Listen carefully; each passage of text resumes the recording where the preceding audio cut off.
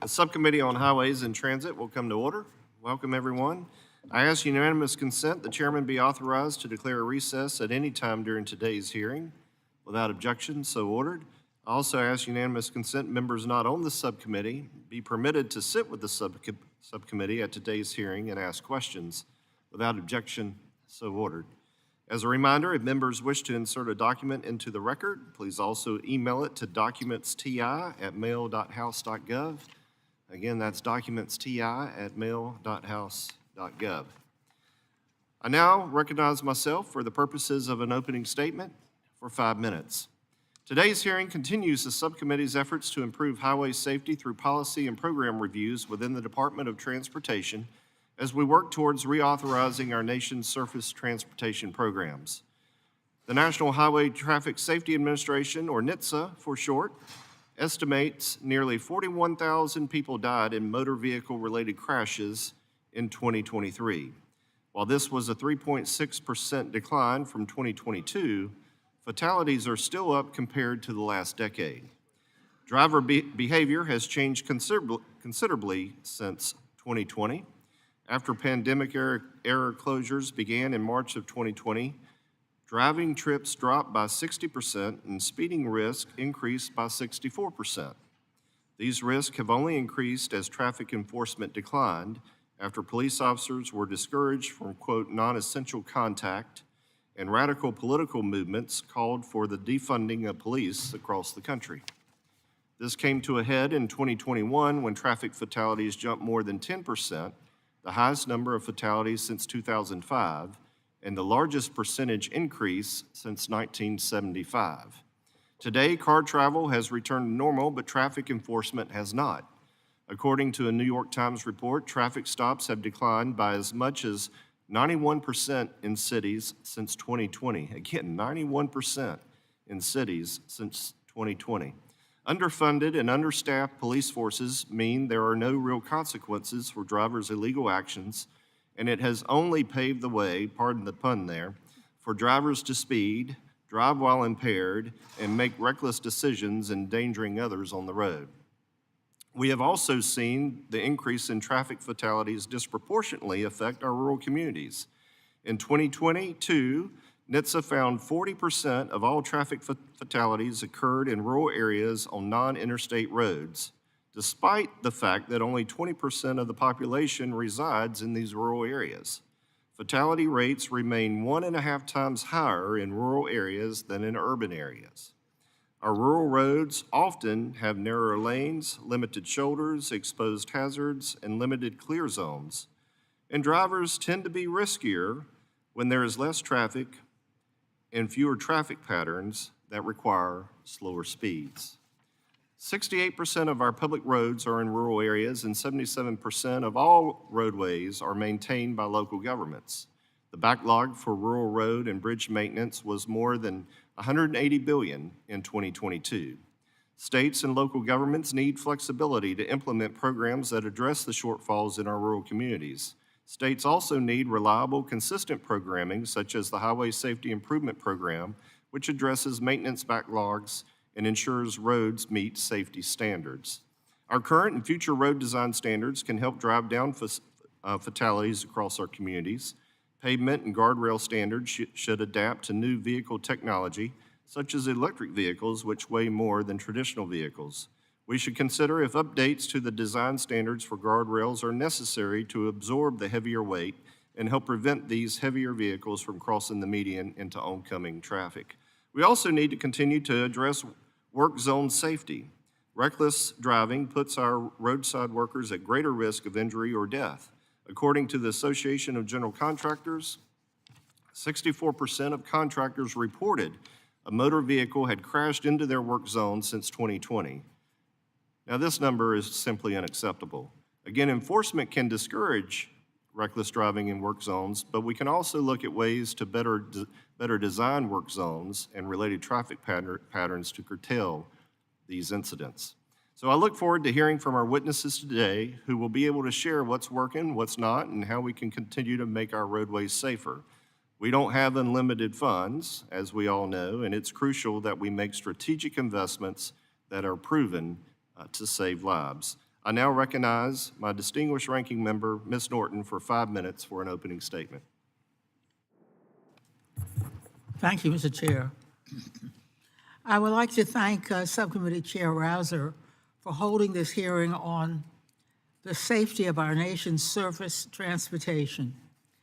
Safety must continue to be the cornerstone of our work as this subcommittee considers the next surface transportation reauthorization bill. Make no mistake, we are living through a public health crisis in transportation. 40,990 people died on our roadways in 2023. Urban and rural communities alike suffer from infrastructure that has traditionally prioritized the quick movement of cars over the safe movement of people. These deaths are not inevitable. Taking a comprehensive approach to safety saves lives.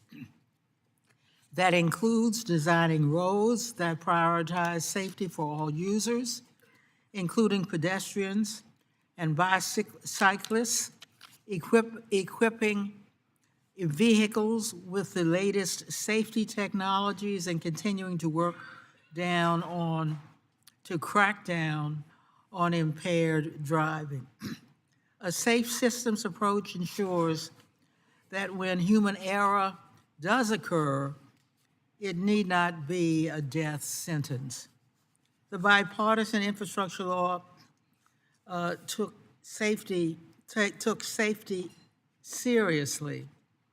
States and localities now have unprecedented resources to tackle the safety crisis.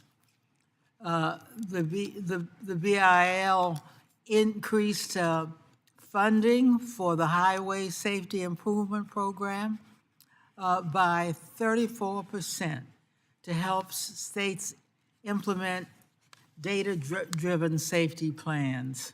It created a new vulnerable road user special rule to direct more dollars to projects that protect those not traveling in vehicles. And through the Safe Streets and Roads for All program, the BIL covered 75% of the nation's population with roadway safety plans. The BIL's targeted investments are making a difference. The troubling upward trend in traffic fatalities has declined since 2022, and projects that adhere to complete streets design principles are making a difference. Vehicle design is also part of the solution. Last year, NITISA issued a new standard to require automatic emergency braking to reduce crashes. This rule is anticipated to save 360 lives and prevent at least 24,000 injuries per year. We have the knowledge and tools to respond to the urgency of the roadway safety crisis. The rhetoric around traffic safety has finally begun to change. Transportation leaders now acknowledge the shared responsibility to build roads that are safe for everyone. But words are not enough. The Surface Transportation Reauthorization Bill this subcommittee considers must take concrete steps to design, build, and rebuild roads that prioritize the safe movement of people regardless of how they move. We must enhance the transparency and accountability of our transportation infrastructure design making to tackle our safety crisis. The BIL is making important progress toward the vision of zero roadway deaths. We must keep this positive momentum going. Thank you to our witnesses today. I appreciate your input regarding the safety of the nation's transportation system and look forward to our discussion about the challenges ahead. I yield back. I'd now like to recognize our ranking member of the committee, the full committee, Mr. Larson, for up to 5 minutes. Thank you, Mr. Chair, and for holding the hearing to highlight safety in transportation. Tragically, nearly 41,000 people were killed on U.S. roads in 2023. These fatalities make me and make thousands of families ask, is safety a priority or not? Roughly 95% of fatalities on our roadways occur on our roadways. So as we work on a surface reauthorization bill, we have to make sure that improving safety is a top priority. We can invest in infrastructure while prioritizing safety at the same time. When America builds, when America builds, Americans travel safely. The bipartisan infrastructure law takes safety seriously. It provides $16 billion for highway safety improvement to help states improve road and bridge infrastructure. Nearly $6 billion for a new Safe Streets and Roads for All to support local governments in deploying safety solutions. And over $8 billion to the National Highway Traffic Safety Administration for efforts to improve driver safety. The bill also reforms how we build and protect road users. New safety measures include incorporating complete street principles in roadway designs and equipping new cars with new safety technology like automatic emergency brakes. These efforts work together to make infrastructure safer, to raise driver awareness, and reduce higher risk scenarios. And the next bill must put safety first and build upon the funding and policies in the BIL. Now, in my state, 813 people died in 2023 on our roadways. It represents a 10% increase from 2022 and the highest number of traffic deaths since 1990. 2023 also marked the worst year on record for pedestrian and motorcyclist fatalities in my state. Impaired driving, speeding, distracted driving were the leading causes of these tragedies. So I've worked with communities in my district to raise awareness of our safety challenges and deliver federal funding to improve safety and save lives. In my district, Safe Streets and Roads for All funding will help tribes and other communities, including the Lummi Nation, the Samish Indian Nation, the City of Everett, and the City of Cedar-Woolley to plan for and build safer streets. The City of Burlington received a $2 million grant to look at removing a dangerous railroad crossing, and the Stillaguamish tribe has received an $8.5 million award for a crossing project to reduce dangerous interactions with wildlife across Highway 20. Tragically, tribal communities themselves are disproportionately feel the impact of our safety crisis. Native Americans are 7 times more likely to be killed in a motor vehicle crash than other Americans. The BIL doubles the funding for tribal transportation safety for a tribal transportation safety set-aside. If safety is a priority, then we must keep these funding streams going. You can't have a big league economy with little league infrastructure, and it's because this is because these investments support the movement of people and connect them with jobs. And in the case of safety projects, the right investments carried out with accountability and where they are needed most saves lives. It does not get more personal than that. The National Highway Traffic Safety Administration estimated that in 2019, traffic crashes cost the economy $340 billion. Across the country, our main streets and downtown areas depend on safe and accessible mobility to support local economies. So when people feel safe to drive, walk, or bike in their communities, they are more active. Investing in safety is then, therefore, an investment in our families, in our communities, and our local economies. And the Safe Streets and Roads for All grants program empowers communities to plan and execute projects to safely improve mobility in ways that reflect local realities. More than 75% of the nation's population will be covered by local safety plans funded by these grants. So Congress has to act and continue to provide the historic investment levels from the BIL with a renewed focus on outcomes so that the communities can turn safety plans into reality, meaning lives saved and livelihoods improved. I'm ready to make that investment. Let's keep it going. I want to thank the witnesses for being here today, and I look forward to your testimony. With that, I yield back. I thank the gentleman I'd now like to welcome our witnesses and thank each of you for being here today.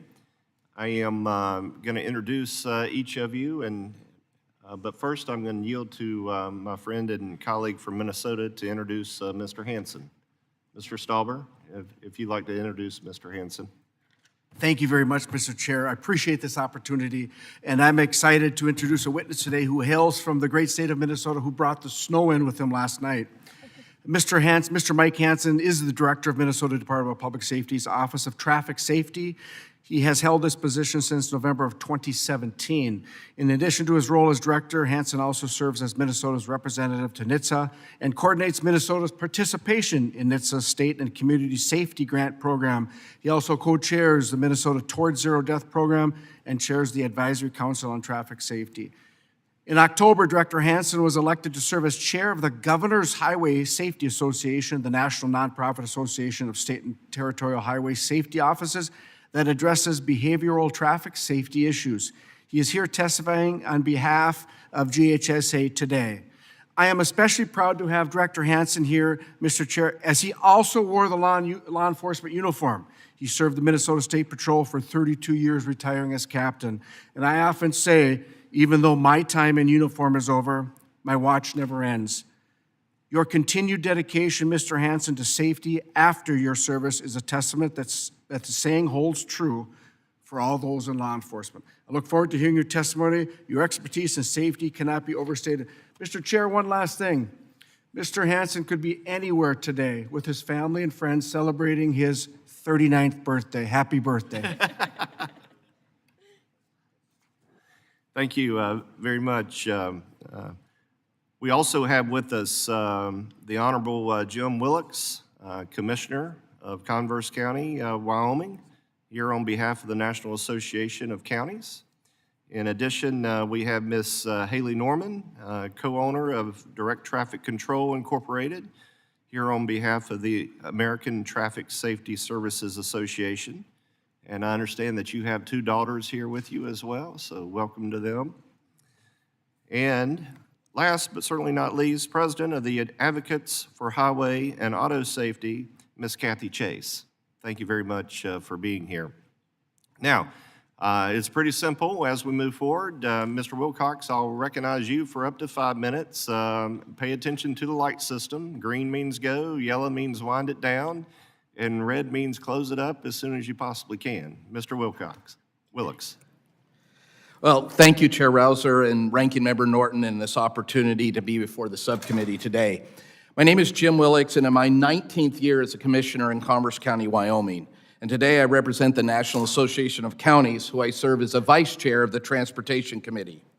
NACO is the only national organization that represents all 3,069 counties, parishes, and boroughs in the United States. Counties themselves are very diverse and have a wide range of responsibilities, many of which are delegated to us by the states or the federal government. Counties own or operate 44% of the public roads and 38% of the bridges.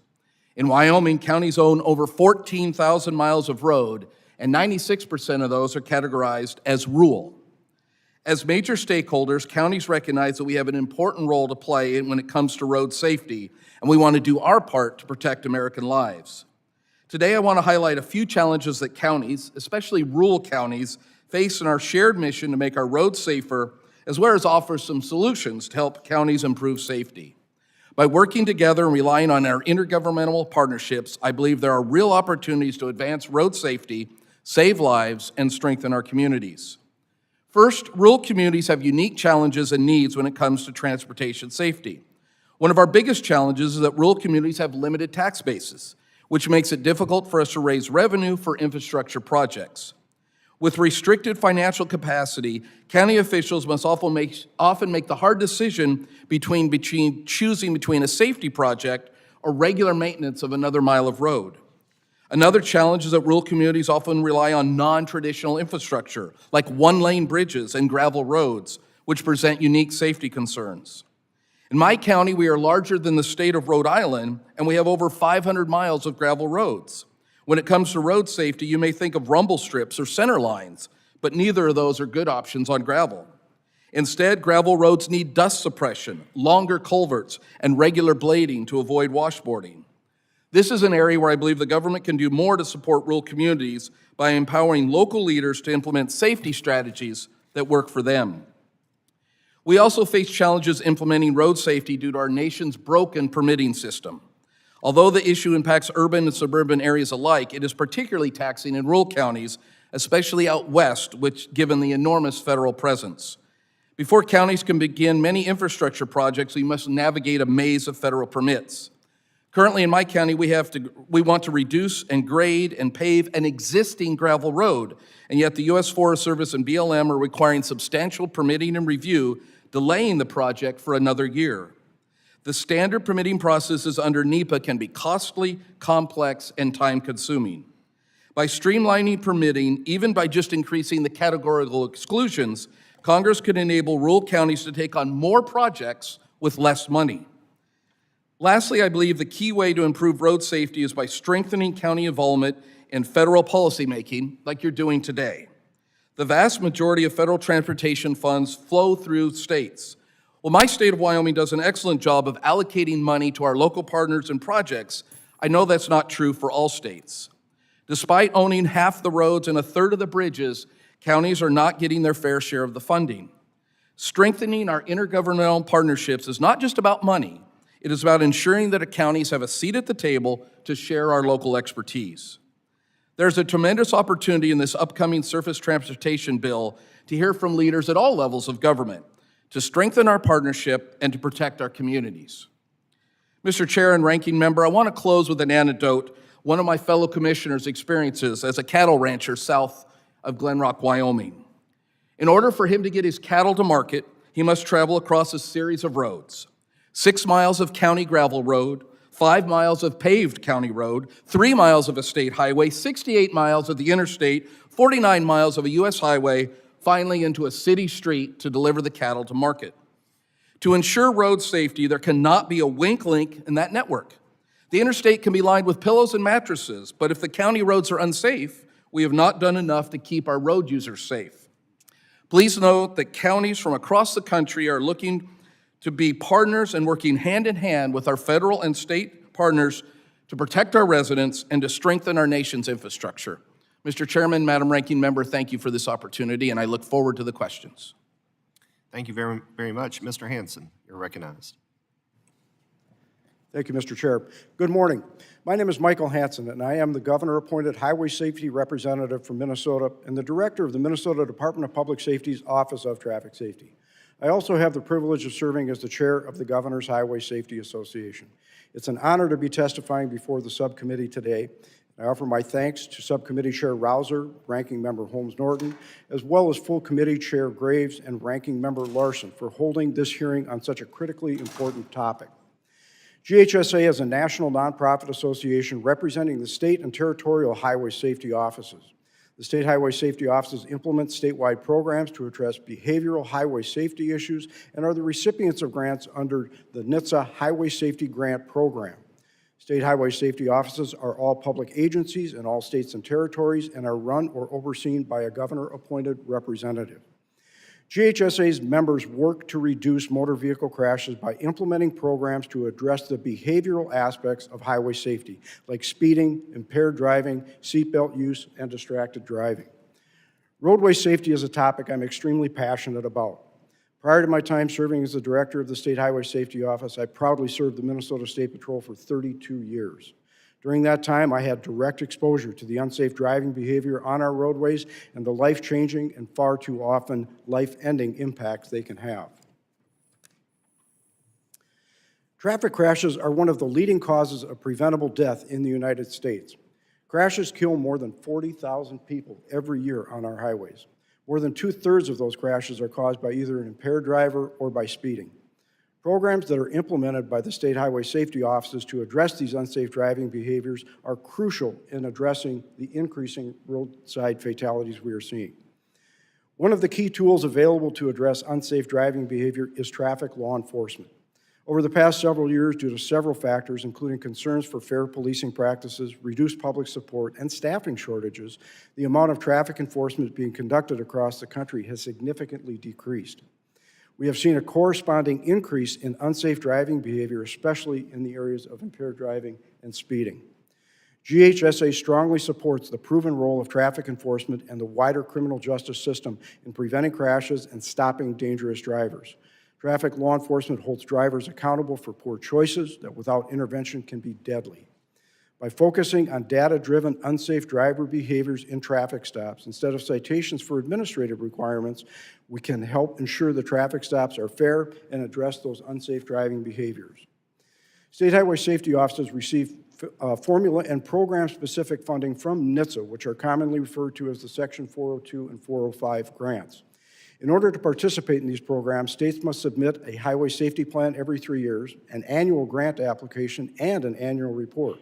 Additionally, states are routinely subject to oversight activities from NHTSA, including comprehensive compliance reviews.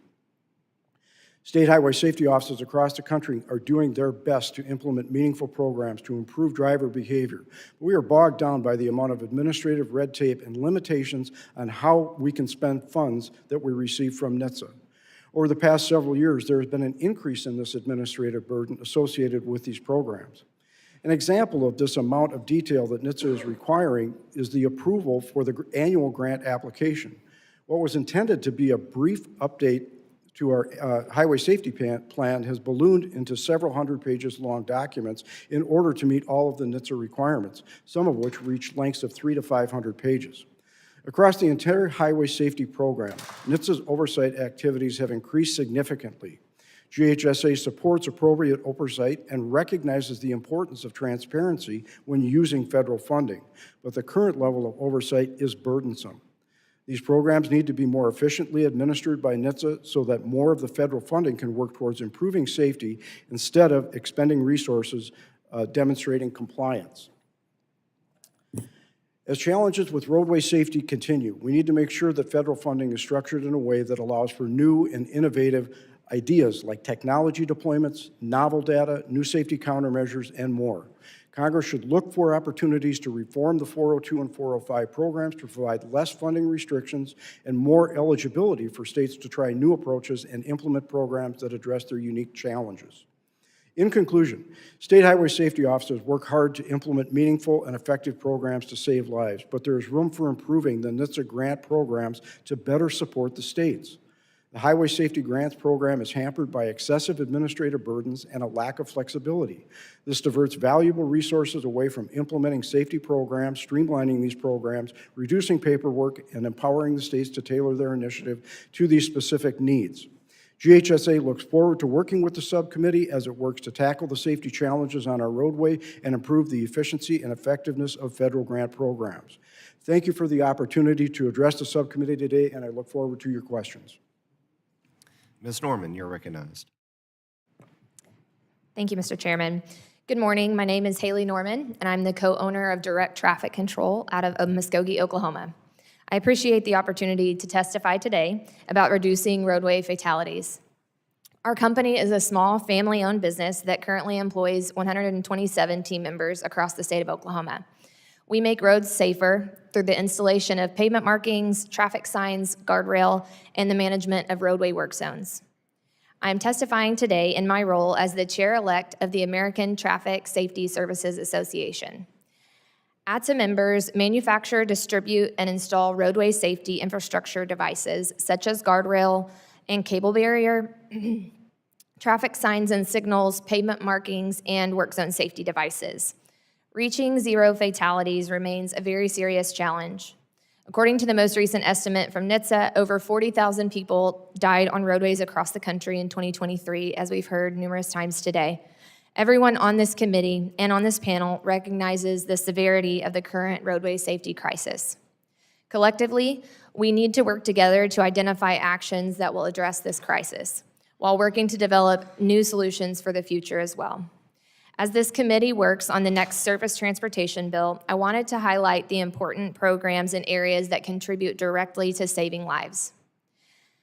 The Highway Safety Improvement Program is key to achieving the goal of zero deaths and provides dedicated safety funds to each state and DC to address their specific safety needs. And while the IIJA significantly increased funding for HSIP by providing nearly $16 billion, we hope that this program will continue to be a priority in the next highway bill. I have seen firsthand that the projects funded through HSIP have saved the lives of road users across Oklahoma. I believe that any discussion regarding safety must put an emphasis on the men and women that put their lives in harm's way in roadside work zones. I have seen the dangers of that these workers face. I know that many ATSA members have lost a friend or a colleague in a work zone crash. I have watched the dash cam footage of our own workers. Some are my family, and all are my friends, narrowly avoiding being struck in a work zone by a distracted driver. These stories recommit my company and our industry to reach our mission of 0 deaths. As we look to improve roadway safety, we cannot overlook rural and tribal roads. Tragically, while only 20% of Americans live in rural areas, 43% of all roadway fatalities occur on rural roads. American Indian and Alaska Native adults have a traffic fatality rate 7 times higher than any other ethnic group. The IIJA made good inroads in these areas to improve safety. However, we do believe that Congress has more work to do to protect our users of rural and tribal roads. While we know that there are difficulties in administering and implementing discretionary grant programs, the Safe Streets and Roads for All program works to protect vulnerable road users through the deployment and installation of life-saving roadway safety infrastructure devices. The IIJA set a new baseline with historic levels of funding in roadway safety, but many challenges still face our industry. We support the goal of increasing the American manufacturing sector and creating good-paying jobs across the country by expanding the application of Build America, Buy America requirements. However, without a thoughtful approach to implementing the Buy America requirements, this expansion has the potential for catastrophic impacts on the roadway safety infrastructure industry. Small businesses such as my own face price increases, product scarcity, and a mountain of paperwork and certifications. The costs associated with having a small family-owned business are mounting. Inflation has sharply increased the price of products, and therefore the IIJA has not funded as many projects as we had hoped. Frivolous litigation and rapidly rising insurance premiums have also diverted far too many resources away from improving roadway safety. Let me end my statement with a sobering statistic. By the end of this day, over 110 people will have died on our roadways. This is a number that is incredibly tragic and completely unacceptable. And as a safety professional, a business owner, and a mother, I believe that we must all work together to make our roads and communities safe. ATSA members are ready to do what we do best, roll up our sleeves and get to work. Thank you so much for the opportunity to testify today, and I look forward to answering your questions. Ms. Chase, you're recognized. Good morning, Chair Rouser, Ranking Member Norton, Ranking Member Larson, and Subcommittee members. I'm Cathy Chase, President of Advocates for Highway and Auto Safety. Advocates is a national alliance of leading property casualty insurance companies and agents and public health, consumer, law enforcement, and safety groups working together to prevent crashes, save lives, reduce injuries, and curb economic costs. Thank you for holding today's hearing on roadway safety at a critical time when motor vehicle fatalities are at historic highs. Nearly 43,000 people were killed and 2.4 million more were injured in 2022. Of particular note, more than 7,500 pedestrians and more than 1,000 bicyclists were killed, representing a 56% and 50% increase, respectively, over the past decade. Additionally, motorcycle riders experienced the highest fatality toll since data collection began in 1975, with more than 6,000 riders being killed. Fatal truck crashes also have been on the rise, increasing by 76% since 2009. Nearly 6,000 people were killed and over 160,000 people were injured in crashes involving large trucks. These are not just statistics. They are family members, friends, and members of communities throughout the country. They include Transportation Secretary Duffy's family and numerous members of Congress. Many victim advocates are joining us today virtually. I want to extend my condolences for their losses and thank them for their perseverance to advance effective solutions to prevent crashes. In addition to the physical and emotional repercussions of crashes, the annual economic cost is approximately $340 billion. Moreover, the Network for Employers for Traffic Safety finds that crashes cost employers more than $72 billion in direct crash-related expenses in 2019. Since Advocate's inception in 1989, we've worked with victim advocates and safety stakeholders to advance a holistic approach to improving traffic safety by focusing on safe vehicles, safe road users, and safe roadway environments. This approach is akin to what is known as the safe system approach, which has the additions of safe speeds and post-crash care, which are also vitally important. Considering today's hearing is focused on roadways, I will discuss steps that can be taken now to improve our streets, roads, and highways. But I'd just like to note that the advances in all three areas go hand in hand and are available and needed. America's roads move an ever-increasing number of people and goods. We all rely on our infrastructure system for household goods supplies to be delivered, for family vacations to be enjoyed, and for our nation's economy to thrive. Unfortunately, our roadways and bridges are in urgent need of improvements and preservation. The American Society of Civil Engineers has given America's roads a grade of D, with 43% in poor or mediocre condition. Not much better, our bridges received a C grade, with 42% being at least 50 years old and more than 46,000 considered structurally deficient. The Infrastructure Investment and Jobs Act authorized upgrades to the Highway Safety Improvement Program that will help to protect vulnerable road users and provides robust funding for the Safe Streets and Roads for All program, or SS4A, to provide direct access to localities to make roadway improvements. These changes promote infrastructure features that consider multimodal use, calm traffic, reduce vehicle speeds, and prevent or mitigate harmful interactions among road users. Infrastructure improvements consistent with the SSA are supported by federal grants, including speed curbing features like speed humps, road diets, and roundabouts. In fact, intersections converted from traffic signals or stop signs to roundabouts have reduced injury crashes up to 80% and cut all crashes by nearly half. Moreover, roundabouts are efficient in keeping travelers moving and can be implemented both in urban and rural areas under a wide range of traffic conditions. We also support the Highway Safety Program Section 402 and National Priority Safety Program Section 405 grants. As with all federal safety grants, it is critical that these programs include clear and transparent measures for success to ensure funds are spent as intended and result in actual safety benefits and improvements. As was stated, before the end of today, 116 Americans will be killed on our roadways. That equals more than all the people in this room about right now. We can and must implement proven solutions to improve our roadways and make them safer for all. Thank you very much. Well, thank you. I now ask unanimous consent that the witnesses' full statements be included in the record. Without objection, so ordered. I ask unanimous consent that the record of today's hearing remain open until such time as our witnesses have provided answers to any questions that may be submitted to them in writing. Without objection, so ordered. And then I also ask unanimous consent that the record remain open for 15 days for any additional comments and information submitted by members or witnesses to be included in the record of today's hearing.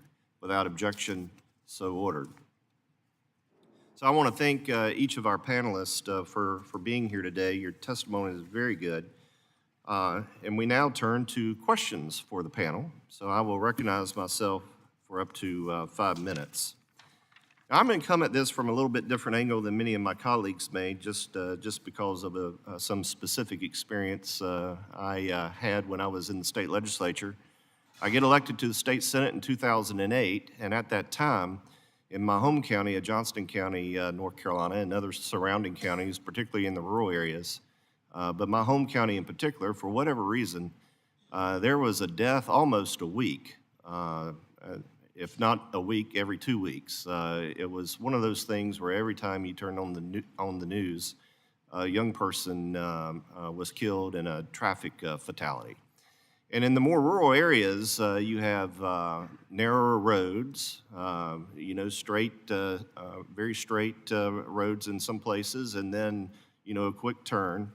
And what we found was that there were a lot of young people as in teenagers, those who are in their 20s, and those who are older too, that when they would run off the road, they didn't know how to correct. They didn't know how to get back on. They would overcorrect, and the tire would grab, and the next thing they knew, we had a traffic fatality.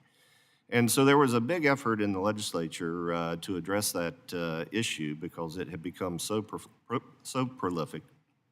And what we ended up doing was basically enhancing drivers' education, specifically encouraging, incentivizing parents to travel more, with their children as they learn how to drive. So if you were going to get your license at age 16, at age 15 with your learner's permit, a big part of the requirement was experience behind the wheel that your parents or guardian or whoever was with you would document as part of a log. And that translated into saving lives. It worked. So my question is, of the fatalities we have out there, how did the demographics break down? Is it universal, or are we having in these rural areas like we had in North Carolina, where it was mostly younger people that were overcorrecting? I'm just curious your experience on that front and recommendations that aren't necessarily roads and bridges, but driver education related. Anybody? I'd be glad to try to answer that. Thank you, Mr. Chairman. I don't have the specific statistics about the breakdown that you asked, but I'd be glad to get that to you. I don't want to misrepresent, but I appreciate greatly what you said about graduated driver licensing. We work in state legislatures throughout the country to make sure that young people whose brains are not formed yet, I have 2 younger drivers myself, and it's terrifying as a parent when you hand those keys over. So what you mentioned about graduated driver licensing, or GDL, is essential, and we urge all state legislatures to enhance them. We put out a report every year called the Roadmap to Safety, and in our report, no state has an optimal GDL law, so there are improvements needed in every state legislature. Mr. Hansen. Mr. Chair and members, in the demographic question, I think, some things haven't changed. Young males are still highly overrepresented, especially in those rural rollover fatalities, especially young males driving pickup trucks. And so education and outreaches absolutely have to be part of that solution. Infrastructure, especially on our unpaved roadways, is a little bit tougher challenge to overcome. So when we address those driver behavior issues through education and through outreach and through training, that is going to be the thing that will provide the benefit and save those rural lives. Thank you. Mr. Willox? And thank you, Mr. Chairman. As a commissioner, we don't deal a lot with the driver behavior. We're trying to deal with the road. And as I mentioned, washboards, if you are on rural roads, that's one of the dangers you have when you get that, you lose traction. So we try to address that as best we can. The slopes of the gravel roads, reduce those, so if they do go off the road, we reduce the chance for overcorrection. But here's the challenge, is many of those rural roads have an average daily traffic of 15. So how much, when you're making the financial considerations of where to spend your dollars in a rural community, how much effort can you spend on a road that has low volume but a high risk versus a road that's got a lot of volume and a less of a risk? So those are the challenges we face all the time. Try to do it as we go along, but dealing with the slopes and the washboards are things we try to deal with on the gravel roads that help if they get into a bad situation. Yeah, absolutely. Ms. Norman, real quickly, I only have about 18 seconds left, but do you have some specifics as it relates to work zones? I-95 cutting through North Carolina, for example, I think that we've been working on that, since the beginning of time. It never ends, work zones. Yeah, thank you for that good question. And I think in regards to work zones specifically, there is some new teen driver training specifically for work zone, which is not in current driver education. And that is really picking up, especially in Oklahoma. It is actually now a law that they take a course to get their driver's license that is specific to work zones. And so ATS is happy to share that information as well and get that into other states. That'd be great. I yield back. Ms. Norton, you're recognized. Thank you, Mr. Chairman. Ms. Chase, in 2023, 40,990 people were killed on public roads. That is 8,096 more deaths than in 2013, despite hundreds of billions of dollars of taxpayer investment to maintain and improve our transportation system. Why is it important to ensure that federal transportation safety dollars are used for their intended purpose? Thank you for the question, Ranking Member. It's vital that federal dollars are spent for the precise reason that you just shared. Our country is experiencing a public health crisis on our roadways. And without federal dollars to improve the roadway environments, as well as improvements to vehicles themselves. In your opening statement, you mentioned the new automatic emergency braking rule. We have worked to get that over the finish line for over a decade, because we know that it will address distracted driving, impaired driving, drowsy driving. If a driver doesn't brake, the car will slow down and brake for them. So we need to have a holistic answer, and we need federal dollars in order to finance it. Thank you. Ms. Chase, bicyclists and pedestrians suffer disproportionately from highway fatalities on our roads. To combat the vulnerable road user safety crisis, the VRL created the Vulnerable Road User Special Rule. The rule requires a state to direct 15% of its Highway Safety Improvement Program funding to vulnerable road user safety projects if bicyclists and pedestrians make up at least 15% of the state's traffic fatalities. Why does it make sense to dedicate highway safety funding for projects that address ongoing safety challenges facing vulnerable road users? Thank you for the question. Vulnerable road users lack the protections that motorists have, basically a car surrounding them. So they're at particular risk in terms of roadway safety. I think that program that allocates a certain percentage toward vulnerable road user safety makes sense, because you're addressing a known problem. Oftentimes, we don't pay attention to the problem at hand, but everything that is decided should be based on statistics and facts. And that's why it's so important to address vulnerable road user safety, which we know have been increasing by over 50% over the last decade. Thank you. Mr. Hansen and Ms. Chase, currently manufacturers and operators of vehicles equipped with automatic driving systems are required to submit crash data to NHTSA. However, they are not required to report so-called close call incidents, where vehicles break traffic rules or operate unsafely but do not crash. Recently, NHTSA published its AV STEP proposed rulemaking, which would create a voluntary oversight program for self-driving cars. What are ways to increase accountability for autonomous vehicles on our roadways? Ms. Chase and Mr. Hansen. Mr. Chair and members, a very good question, and thank you for that. Really, what it's going to come down to is those near misses, and the technology is emerging for us to track that type of behavior using telematics and a variety of other technologies that are out there. And so the better that we can track that, and the better that we can work with the manufacturers in order to harvest that data, it will identify the countermeasures that we can deploy in order to prevent the types of behaviors or the types of activity that you're describing from taking place in the first place. So it's going to be a combined effort between, I think, the OEMs as well as NHTSA, as well as the states, to begin to track some of this novel data and some of the telematic data that is available out there.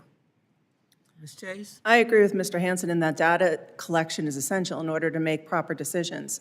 A number of years ago, when Congress started deliberating about an autonomous vehicle bill, we came up with a document called the AV Tenets, and it provided a blueprint on how autonomous vehicles could be achieved safely. We are not pro or against autonomous vehicles. We just want them to be done in a deliberate and thoughtful way.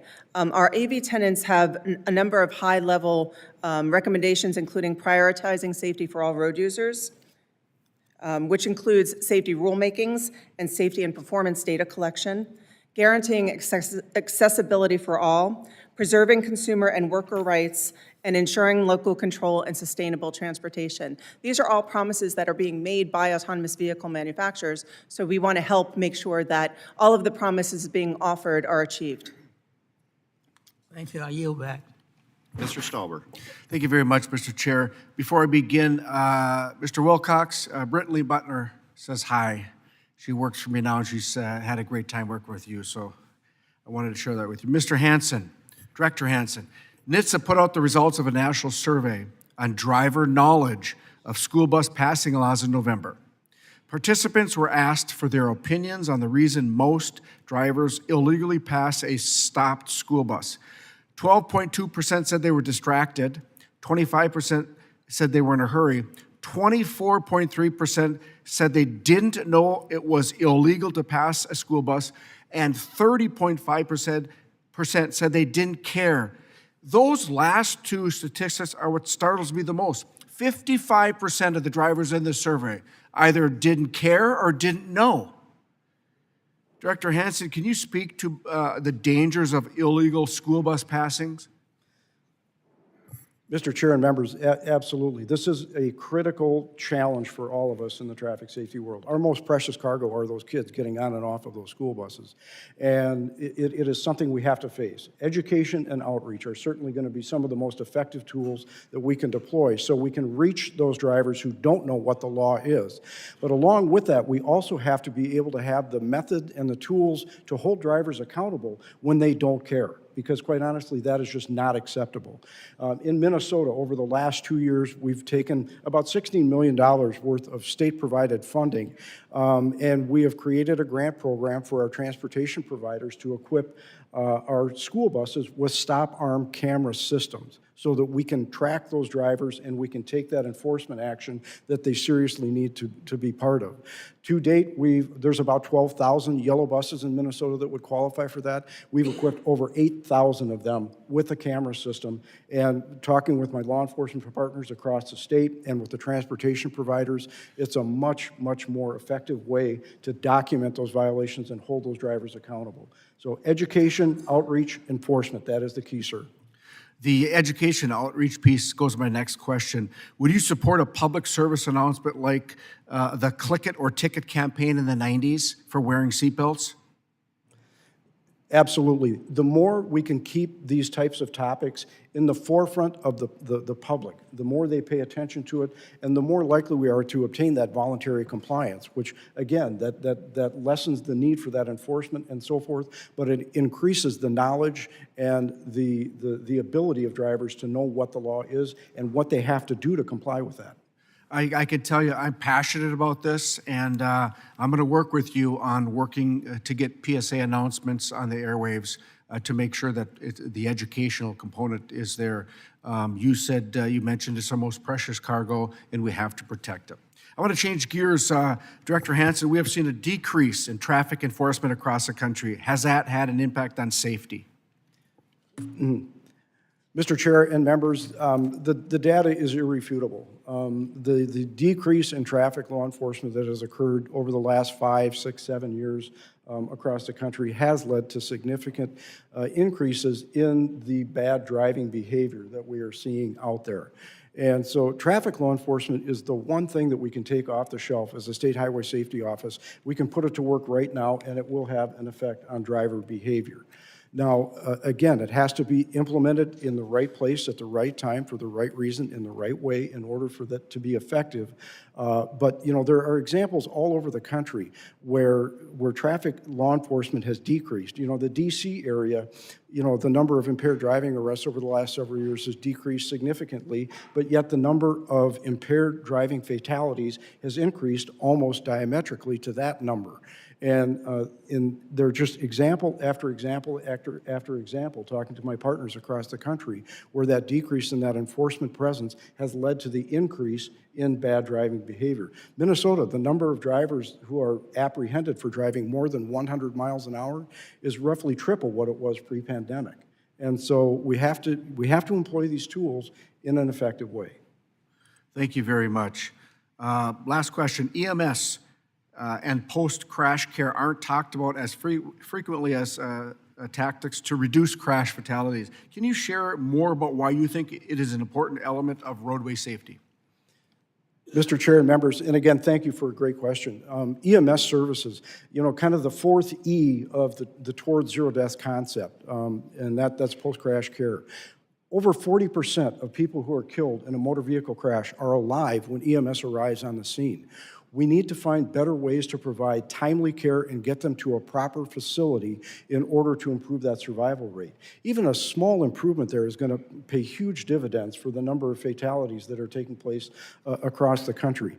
In Minnesota, we're working with advanced technology and advanced data analysis tools in order to identify ideal positioning for our EMS responders based on crash history as well as real-time data so that we can cut down that response time, get those services to the scene quickly, and get those patients to the hospital quickly.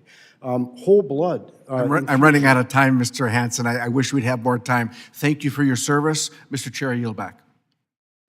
Mr. Larson, you're recognized. Thank you, Mr. Chair. Ms. Chase, your testimony notes that crash tax, which I think your term, which is the annual economic cost of the physical and emotional damage caused by motor vehicle crashes. Can you elaborate, therefore, on why federal safety investments are critical not only to saving lives, but helping communities grow and prosper? In terms of federal safety grants, sir? Is that what you said? I'm sorry, I couldn't hear you. In terms of federal safety investments? Okay. Yeah. Well, in terms of federal safety investments, as we're talking today about roadway investments are crucial.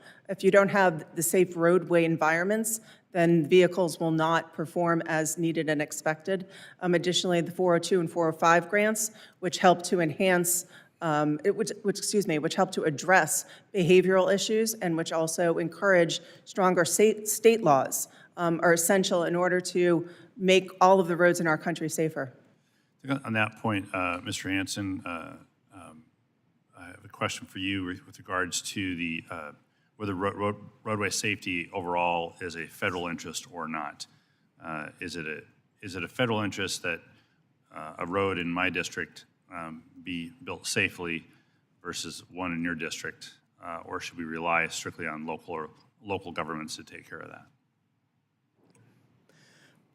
I think the answer, if I understood the question, sir, is, they're both equally important. And rural road safety is certainly something we need to focus on. And the infrastructure part of this and the behavior part of what's happening on our roads absolutely has to intersect in a meaningful way. So infrastructure affects driver behavior, but driver behavior can overcome infrastructure occasionally.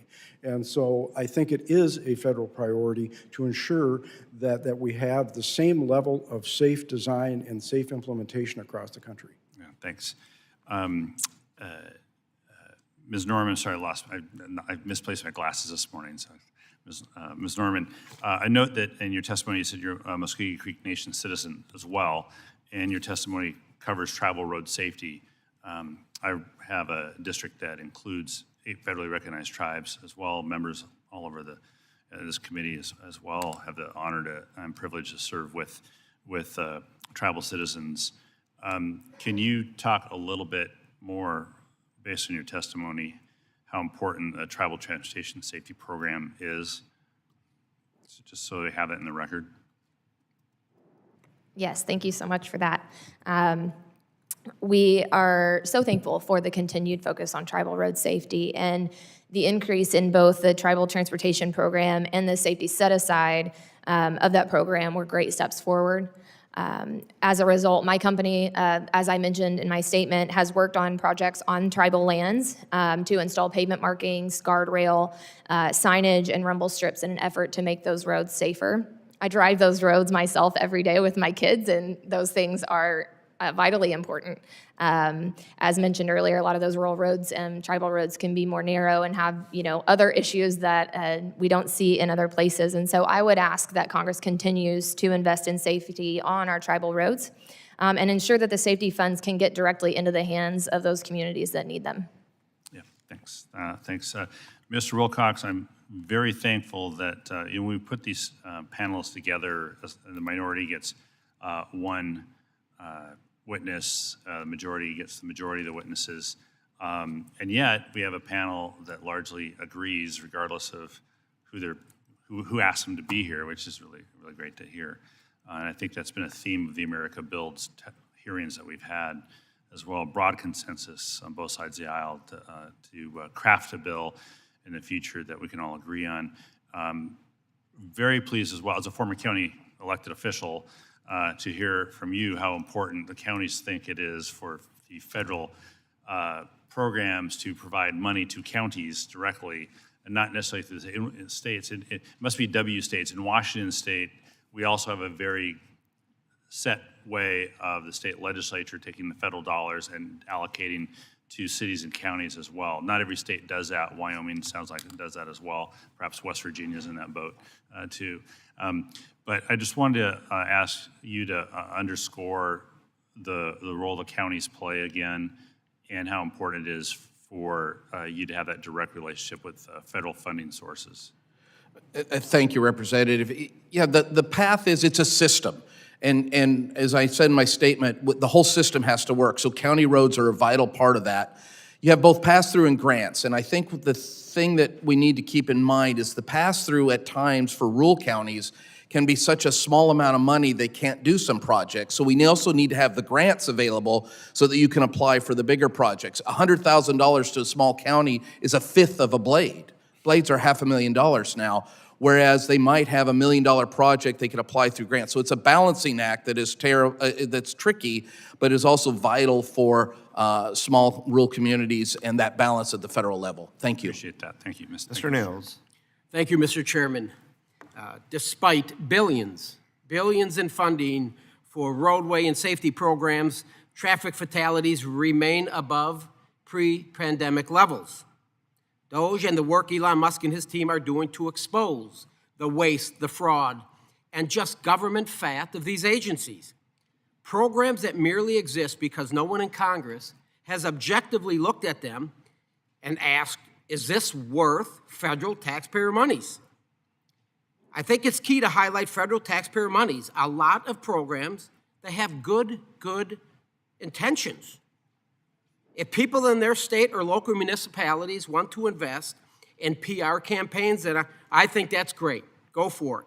However, I question if it's the most effective use of taxpayer monies. Can we provide concrete evidence that NHTSA's behavioral safety programs, like the high visibility enforcement, public awareness campaigns, have directly reduced crashes and not just increased awareness? Increasing awareness is fine, but it should be temporary. Our Section 402 or 405 programs improving roadway safety, or are the relics of previous attempts to just do something? I mean, are we really reducing drunk driving with the drive sober or get pulled over? Are we reducing it? I don't think so. NHTSA's website, look it up. I just looked it up. 13,000 lives last year. Drunk driving deaths last December, the highest in 15 years.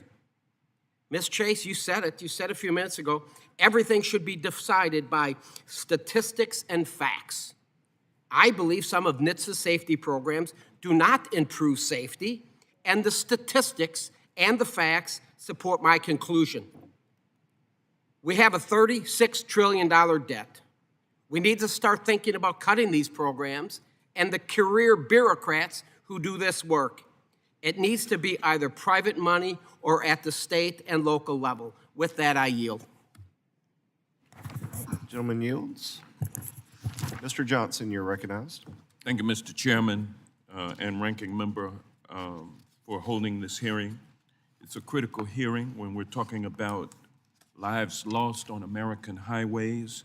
In fact, 400,000 lives lost on American roads in the past decade. That means 400,000 empty dinner table chairs, 400,000 missed birthdays, 400,000 futures that have been snuffed out. And these aren't just numbers, it's real lives torn apart by preventable tragedies. This is devastating. And the bipartisan infrastructure law recognized the need for safer roads and invested more than $38 billion in safety projects. Thanks to these efforts, we've seen a decline in traffic fatalities. That progress is now being recklessly jeopardized. The U.S. Department of Transportation's recent memo prioritizing funding for safety based on birth and marriage rates represents a dangerous diversion of resources away from critical safety initiatives and proven technologies that save lives. If we lose sight of this, the tragedy of more lives lost will continue to devastate communities across the nation. Federal investment should never be tied to factors like birth rates and marital status. Our priority must be protecting lives, and that means investing in the safety of every person who uses our roads, no matter where they come from or who they are. Ms. Chase, you ended your testimony with a compelling message that everyone in the United States moves on our roadways, whether as a driver, passenger, pedestrian, cyclist, worker, and that everyone deserves a safe trip. Our goal in Congress should be to ensure that no one's safety is at risk simply because of where they live, how they travel, or their economic background. However, in a recent Department of Transportation memo outlining policies for DOT grants, loans, contracts, and federally supported or assisted state contracts, the department stated it would, quote, give preference to communities with marriage and birth rates higher than the national average, end quote. Ms. Chase, can federal investment based on birth rates and marital status truly meet the safety needs of everyone? And how does federal investment based on birth rates and marital status inherently prioritize some over others? Thank you for the question, Congressman Johnson. Safety has been and always will be a nonpartisan, non-political issue. We have always strived to work on both sides of the aisle to advance safety improvements, starting with airbags and seatbelts, electronic stability control, and most recently, as was mentioned, automatic emergency braking. These systems protect all road users and should not be in a political tangle. So when we start creating prerequisites like birth rates and marriage rates and giving preference to communities with above average, higher birth and marriage rates, how does that disfavor other communities? And should that prerequisite trump health and safety for all? Advocates has always proceeded in a way that we base our recommendations on safety on facts and figures, as I stated. So that is irrelevant to... Are birth? No. Those are not legitimate factors. Those are not what we have based our policies on. All right, thank you. I particularly appreciated the conclusion of your testimony where you highlighted the importance of data-driven solutions for improving roadway safety through infrastructure improvements.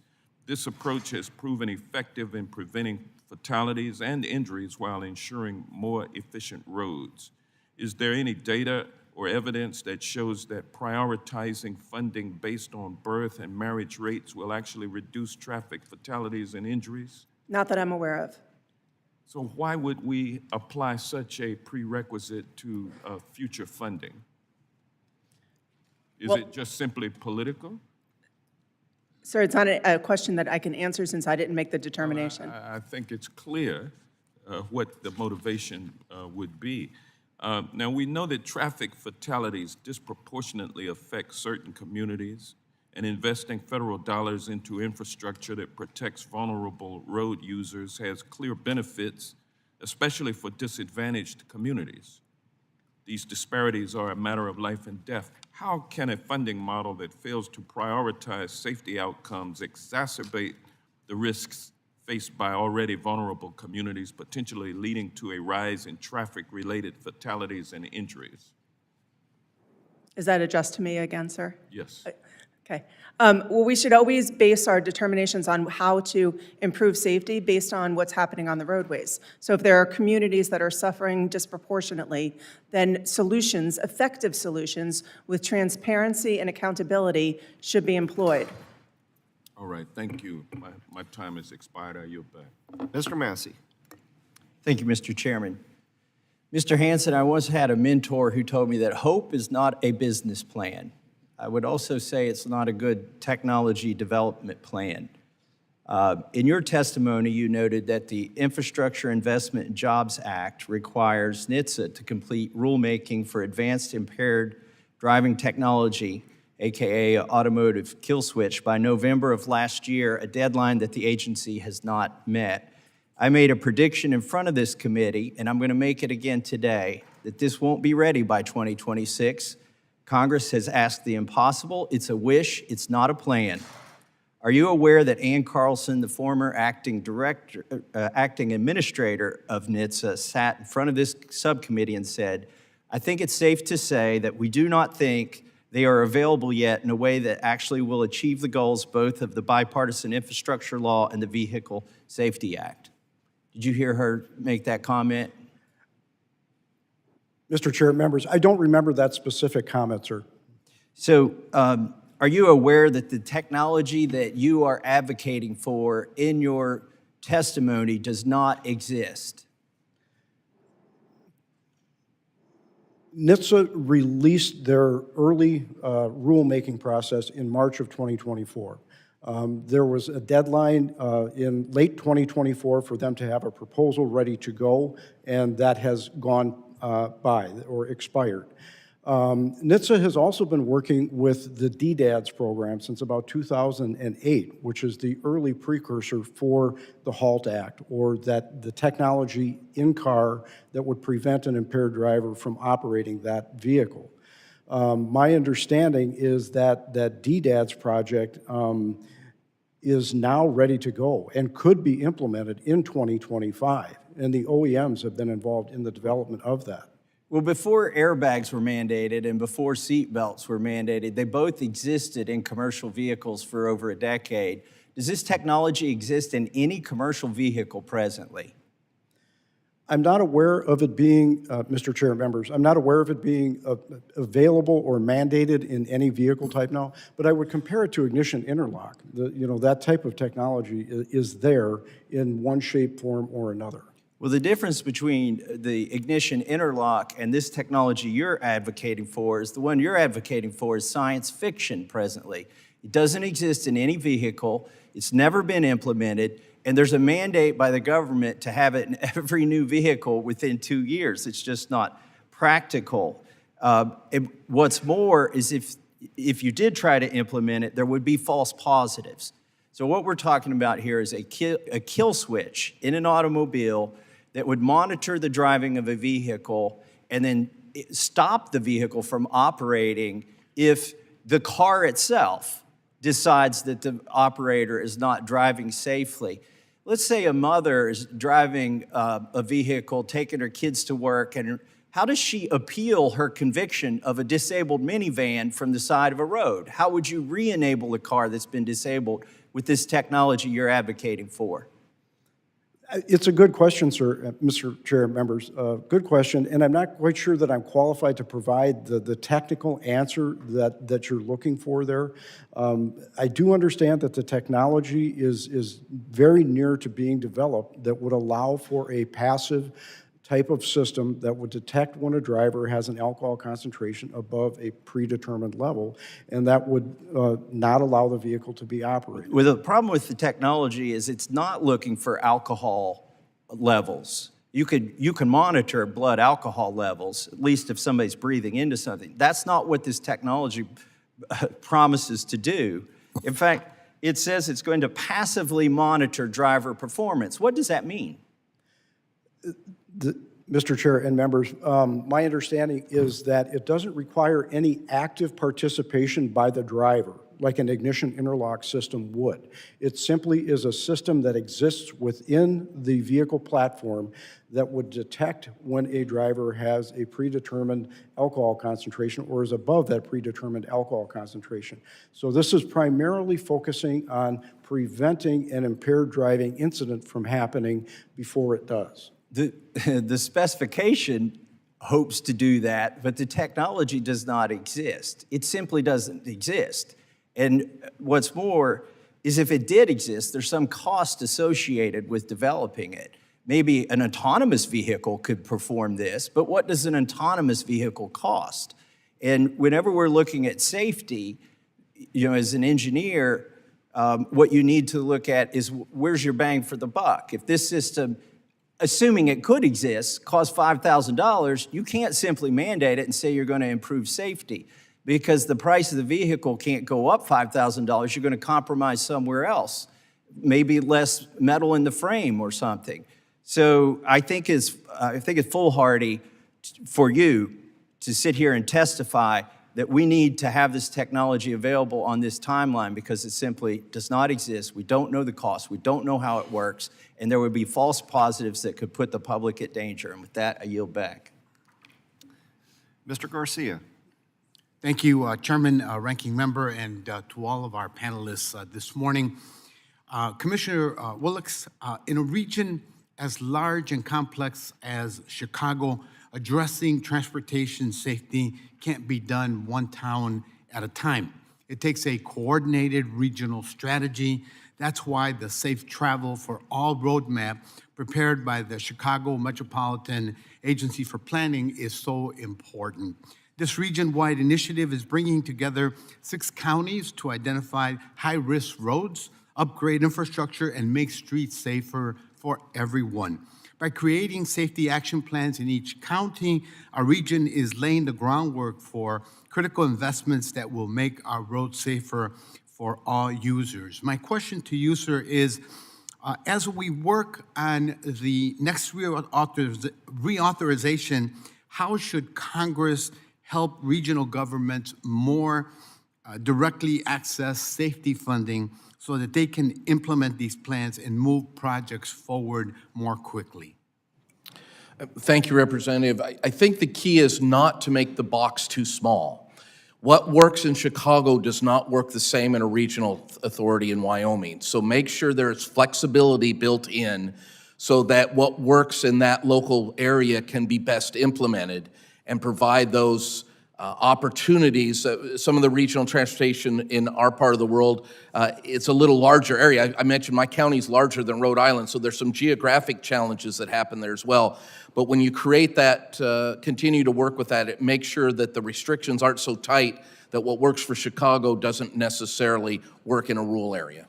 Thank you, Mr. Willox. Switching gears a little bit, it's clear to me that grants play an important role in making communities safer. Programs like Safe Streets and Roads for All help implement projects to prevent deaths and serious injuries on our roadways. In Chicago, we know the corridors with the highest incidence of crashes thanks to the state's Vulnerable Road User Safety Assessment. Many of these corridors are, of course, in my district. Ms. Chase, I'm going to ask you to comment and to answer a question. We know that Indigenous, Black, and Hispanic populations all experience pedestrian and bicycle fatalities at higher rates, up to 3 times more frequently than the general population. We cannot effectively address the issue of traffic safety without accounting for these inequities. That's another reason why the bipartisan infrastructure law programs like Safe Streets for All and transportation alternatives are so important. The benefits of investing federal dollars into infrastructure that protects vulnerable road users are reaped, especially by disadvantaged communities.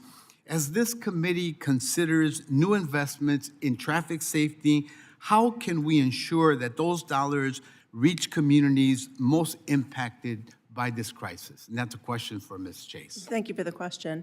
I think it's essential that when we're looking at the next reauthorization bill, that we take a good look at what is happening on our roadways and make determinations to address the problems. We know that some of the leading crash contributors are drunk driving, speeding, not wearing your seatbelt, and distracted driving. And yet, we have proven solutions to address all of those that aren't being used effectively. And that's what needs to happen. And I'm looking forward to working with the members of this committee, as we did at the last reauthorization, to try to advance these safety improvements. And will you be advancing proposals to the committee for our consideration as we look at reauthorization? Absolutely, sir. Great. Looking forward to it. Thank you, you, and I me too. yield back, Mr. Chairman. Mr. Weed. Thank you, Mr. Chairman. As always, I'd like to extend my thanks to our witnesses for appearing before us today to discuss the safety on our nation's roadways. Whether it's motorists, pedestrians, or cyclists, the safety of everyone who uses our roads must be a top priority. Every person deserves to travel safely, whether they're driving to work, walking to school, or biking through their neighborhood, and I look forward to working with my colleagues to make this a reality. In my home state, teens are required, and it's free for them, to complete a 30-minute work zone safety instruction as a requirement to obtain their license. After completing the course, they will know what causes most work zone crashes and the basic driving safety habits that can prevent injuries and fatalities. The course also introduces teens to powerful real-life stories of the faces behind the flags, cones, and flashing lights, which are too often overlooked by many drivers. Ms. Norman, I'd like to direct my first question to you. What can this committee do to support state efforts like this on work zone safety? Thank you so much for that great question. It's a wonderful program that's happening in several states. And this committee can continue to invest in the roads, in safety. We are, at ATSA, we are very confident that there is a lot that can be done as far as behavior goes, but that we also need to remain focused on what happens when we can't control behavior. And so I am thankful for that program, and I think that one thing that can be done federally is awareness and communication between states on best practices. I believe that we will see that that type of program is effective and should be shared across states. So thank you for mentioning that. So that program is currently only offered, and again, it's free, it's privately funded in Oklahoma and Wisconsin. Do we know, I mean, is there stats that show that it is effective? I do not have that information at this time, and I do know that it is a newer program, so it may take some time for that to come out, but would be glad to follow up on that afterwards. Okay, great. Obviously, having stuff, programs like that are privately funded are definitely things that we need to look into, and of course, raise that awareness, like you said, to other states, and perhaps, I can't imagine it's not effective. Yes, sir, absolutely. Yeah, and it's in Oklahoma, we have seen a lot of our contractors and our road builders come together and be the ones that support that, and it is very important. We want to keep our workers safe. It's great to see private industry getting involved, and certainly that's very important for our safety and for our children and for the workers. So, Mr. Wilcox, you mentioned that Converse County is a commodity-based economy that's reliant on oil and gas, and making heavy trucks, I'm sure, a common sight on your roads. What investment is needed, in your opinion, and for rural roadways to ensure trucks hauling essential goods can continue to operate safely in rural environments? And I say this because we are a very large logging, forestry district in northeast Wisconsin, the Green Bay area, and of course agriculture. But would really like your input on that. Well, thank you, Representative. Oil and gas is a big part of our county, and those heavy trucks, what I want is legal heavy trucks. They are hard on our roads. I talked a little bit about dust suppression, and they kick up a lot of dust. So one of the things I'm advocating for is allowing dust suppression to actually be a safety control. Right now, it's an environmental control, but if you have a big truck that goes past and creates dust, that's a challenge. They're harder on our roads, so we have to do maintenance. They're providing revenue, so it's a trade-off. But you want to make sure that the education, many times when you have that industry particularly, they are non-residents of our state and our county, so they're learning the roads as they drive. So education and signage is a big thing, so we're using signage and temporary speed limit trailers, if you will. Safe Streets for All that was mentioned is we're actually going to use some of those portable signs that slow the trucks down. So we have a maintenance issue, and then we don't want them to get heavier than legal limits, because then that's a real challenge for our bridges and regular maintenance. All right, thank you again, witnesses, and I yield back. Ms. Sykes? Thank you very much, Mr. Chair and Ranking Member, for holding this hearing today. This is a great conversation and certainly very timely. As you know, we'll be working on the Surface Transportation Authorization, and safety is always a good day to talk about safety. Thanks to the passage of the bipartisan infrastructure law in 2021, communities from coast to coast will continue to see over $1.2 trillion in local investments to improve the reliability, resilience, and efficiency of Americans' infrastructure over the next 10 years. Americans are already seeing tangible differences, including improved roads, bridges, transit systems, airports, waterways, and environmental infrastructure. One of the programs that many Midwestern states and localities have taken advantage of is the Railroad Crossing Elimination Program, which provides funds to improve the mobility and safety of highway, rail, and pathway rail grade crossings. Anyone who has lived near a rail crossing, as I do, understands the inconvenience and dangers that railroad crossings pose to local drivers, bikers, and pedestrians, as well as for the rail workers and the staff and those who staff trains. But these crossings don't just pose threats to people passing through, they're also cumbersome for the communities around them, as they're very costly to improve or remove. This means that the federal dollars coming in to address these issues with rail crossings are invaluable resources for communities like mine in Akron and throughout the district. Since last month, the Federal Railroad Administration has invested $48 billion of funding for more than 445 rail projects, creating safer communities for the millions of Americans living around them. In Ohio, these funds are desperately needed. While the number of train vehicle crashes at public highway rail grade crossings isn't as high as it was in 2001, when there were 123 crashes, the recent jump from 62 to 77 is certainly a cause for concern. And with, I know we're not talking about rail, but I can't not help talk about rail. There was a train derailment today in Ohio, so it's always timely. But I'm going to turn our attention to Ohio's 13th district. I was thrilled to see that the Ohio Rail Development Commission awarded $13 million of Railroad Crossing Elimination Program funding from the federal government with pass-through funds to remove existing rail crossings and build a grade separation in the city of Hudson, which has consistently had issues. And while this project will likely bring more orange barrels to the streets of Hudson, it's certainly important to remember that these orange barrels mean jobs and opportunities for folks in Ohio. Mr. Chase, I want to ask you a question. We know that safety alone is a reason enough to, Ms. Chase, excuse me, to invest in our communities, but could you also speak to the economic benefits of safe roadways? The economic investment of safe roadways, you said? Yes, ma'am, thank you. I'm sorry, I'm having a hard time hearing today, my apologies. Yes, we know that crashes cost our economy $340 billion every year, and any investment in both the roadways and vehicles and in safe road users will pay off. As I was stated in my written testimony, this amounts to a crash tax, if you will, of about $1,000 on each American. So clearly, with that combination and the mounting death and injury toll, we can and must do better to make our roadways safer for all road users. And as I mentioned earlier, we have proven solutions. So it's not like we're curing cancer.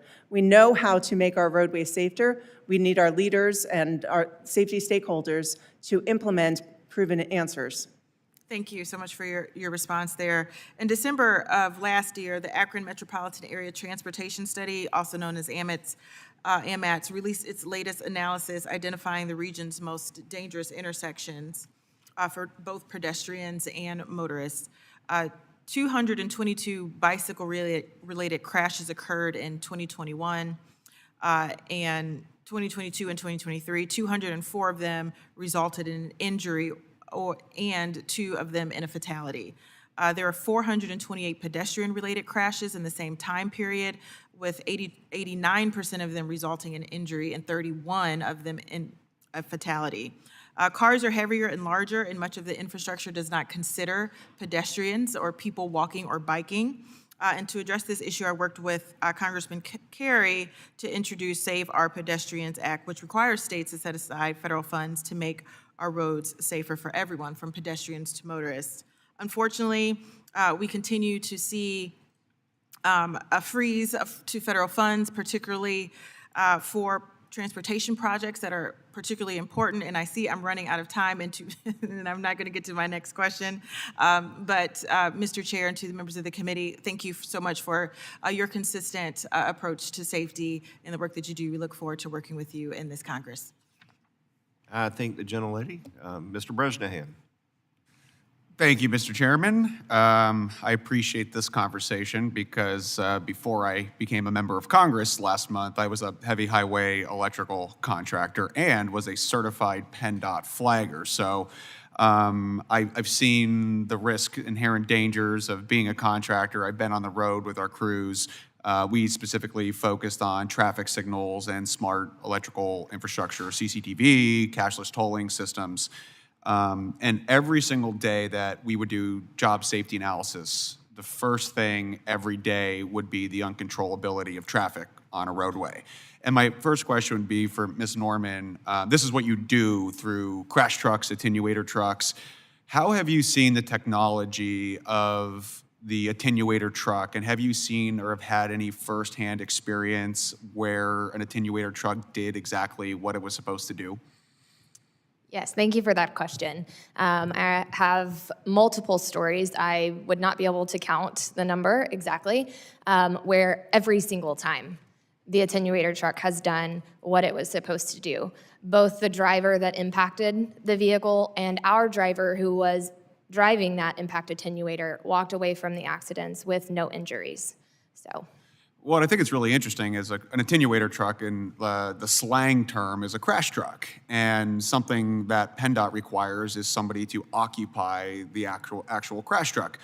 We were a part of the Autonomous Vehicle Coalition many moons ago, and actually our company installed the first connected autonomous vehicle system in the city of Harrisburg. Something that we were working on with the committee was utilizing autonomous vehicles relevant to the attenuator truck, where there'd be a chase car and the truck would move through the work zone. So you did not have literally a sitting duck inside of one of these attenuator trucks. Is there anything that we can do in Congress to cauterize or solidify interpretations relating to autonomous vehicles, specifically inside of work zones? Thank you for that great question as well. I don't have the technical experience, I believe, to answer that question, but I do know that ATSA is very actively engaged with that AV conversation, and we would be glad to connect on that as we have been, working on the autonomous vehicles, specifically with the crash attenuators. I think we're going to be moving in a world where there's going to be more and more autonomous vehicles, connected vehicles, and specifically inside of work zones. I mean, whether it's a GM technology or a Tesla technology, we have to remember that they're still computers and they still take away the fact of the human decision, situational awareness. Ms. Chase, you had testified earlier, relevant to the autonomous vehicles and where the industry is heading. Is there, any potential downsides of having more autonomous vehicles on the road that you see? Well, I think the potential downsides, and again, I just want to reiterate it, that Advocates is not pro or against autonomous vehicles. We just want to see that it's done safely. And we believe that the downsides are, if they're put on the roads before there are proper safeguards, that it could endanger the unknowing public. People don't necessarily know if they're next to an autonomous car if it's not obvious from the outside. And I think that as technology progresses, that will probably be even more likely. So I think now is the perfect time for our nation to consider what our policy should be so that it's deliberate and safe. I appreciate this. My last question is for Mr. Hansen and Ms. Chase, relevant to safety-sensitive positions and marijuana specifically relating to these. I think at a prior hearing, we talked about, the fact that alcohol has the ability to detect instantaneous impairment. Obviously, when you are driving an 80,000-pound vehicle over the road. Do you have any recommendations for Congress and also with states getting out in front of federal legislation relating to marijuana specifically?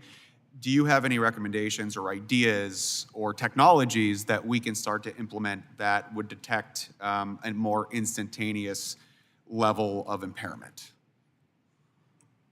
Thank you, sir. Mr. Chair, members, I think the first and foremost thing that is going to assist us in preventing those tragedies from taking place is oral fluid roadside testing.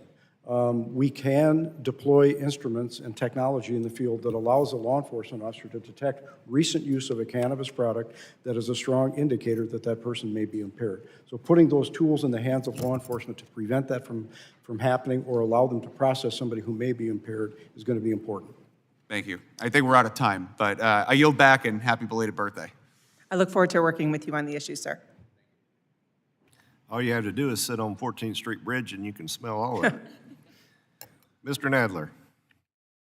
Thank you, Mr. Chairman. Mr. Wilcox, the condition of our roads and bridges is a critical component of roadway safety. However, according to the Federal Highway Administration, over 42,000 bridges are rated as poor, including over 1,600 in my home state of New York. Furthermore, the 2016 U.S. DOT truck size and weight study found that thousands of interstate bridges are unable to accommodate 91,000-pound trucks, which is 11,000 pounds above the current gross vehicle weight limit. Even more troubling is the damage these heavier trucks cause to our local bridges. No truck loads and unloads on an interstate. They all eventually rely on local infrastructure. A recent study by the Coalition Against Bigger Trucks showed over 70,000 local bridges would be put at risk by 91,000-pound trucks, and the cost to replace and repair these bridges would be over $60 billion. In New York, there are 945 bridges put at risk by 91,000-pound trucks, with an estimated cost of more than $1.3 billion to bolster them to heavier truck configurations. This cost burden is an unfunded federal mandate that in the end, local taxpayers will have to foot the bill for. Commissioner Wilcox, does the National Association of Counties have a position on the current debate on heavier and longer trucks? And would these bigger trucks cause more damage to our nation's bridges, creating an unfunded mandate on counties and ultimately on taxpayers? Thank you, Representative. Yes, the National Association of Counties has been very consistently against the heavier trucks for exactly the points you've made. Bridges and roads are not set up for that weight currently. Without a corresponding allocation of those billions of dollars from the federal government, we would not support raising the limits for those very reasons. As you say, nothing gets from point A to point B without leaving the federal system and crossing a county or city street and bridge. And bridges are a big issue, as you pointed out, and continue to be both just for heavier trucks or for regular traffic. Thank you. Mr. Hansen, in your testimony, you expressed support for the HALT Act and requires all new motor vehicles to be equipped with advanced drunk driving detection technology. The Insurance Institute for Highway Safety estimates that when fully implemented, this law will save over 10,000 lives a year. Clearly, this is a game changer for public safety. NHTSA has already missed the statutory deadline in promulgating a final rule implementing the HALT Act. Per the law, the agency now has a maximum of 3 additional years to finalize the regulation. Can you elaborate on GHSA's support for the HALT Act and why it's important for NHTSA to fulfill its statutory mandate? And what can Congress and stakeholders do to hold NHTSA accountable to complete its rulemaking? Mr. Chair and members, thank you for that question. Anything that we can deploy to prevent an impaired driving incident from happening is something that is worth looking at. As you correctly mentioned, over 10,000 people a year lose their lives in completely preventable and predictable events when an impaired driving crash occurs. And so the technology, as I testified several minutes ago, in the DADS program is mature. And what we are hearing from manufacturers that they could have this ready to go by the end of 2025. And so it is something that needs to be looked at from a safety perspective. I think you correctly characterize this as a game changer. Anything that we can do to keep an impaired driver off the road is going to be something that's important. I think as far as our ask from Congress is, it's quite simple. NHTSA has existed for about 8 years without a senatorial confirmed administrator.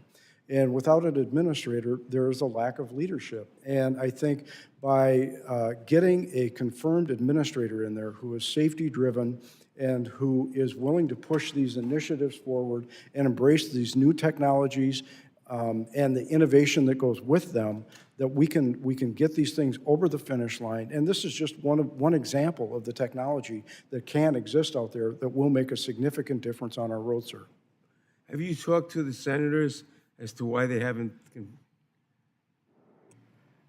I don't have a good answer for you there, sir. Okay, thank you very much. I yield back. Mr. Taylor.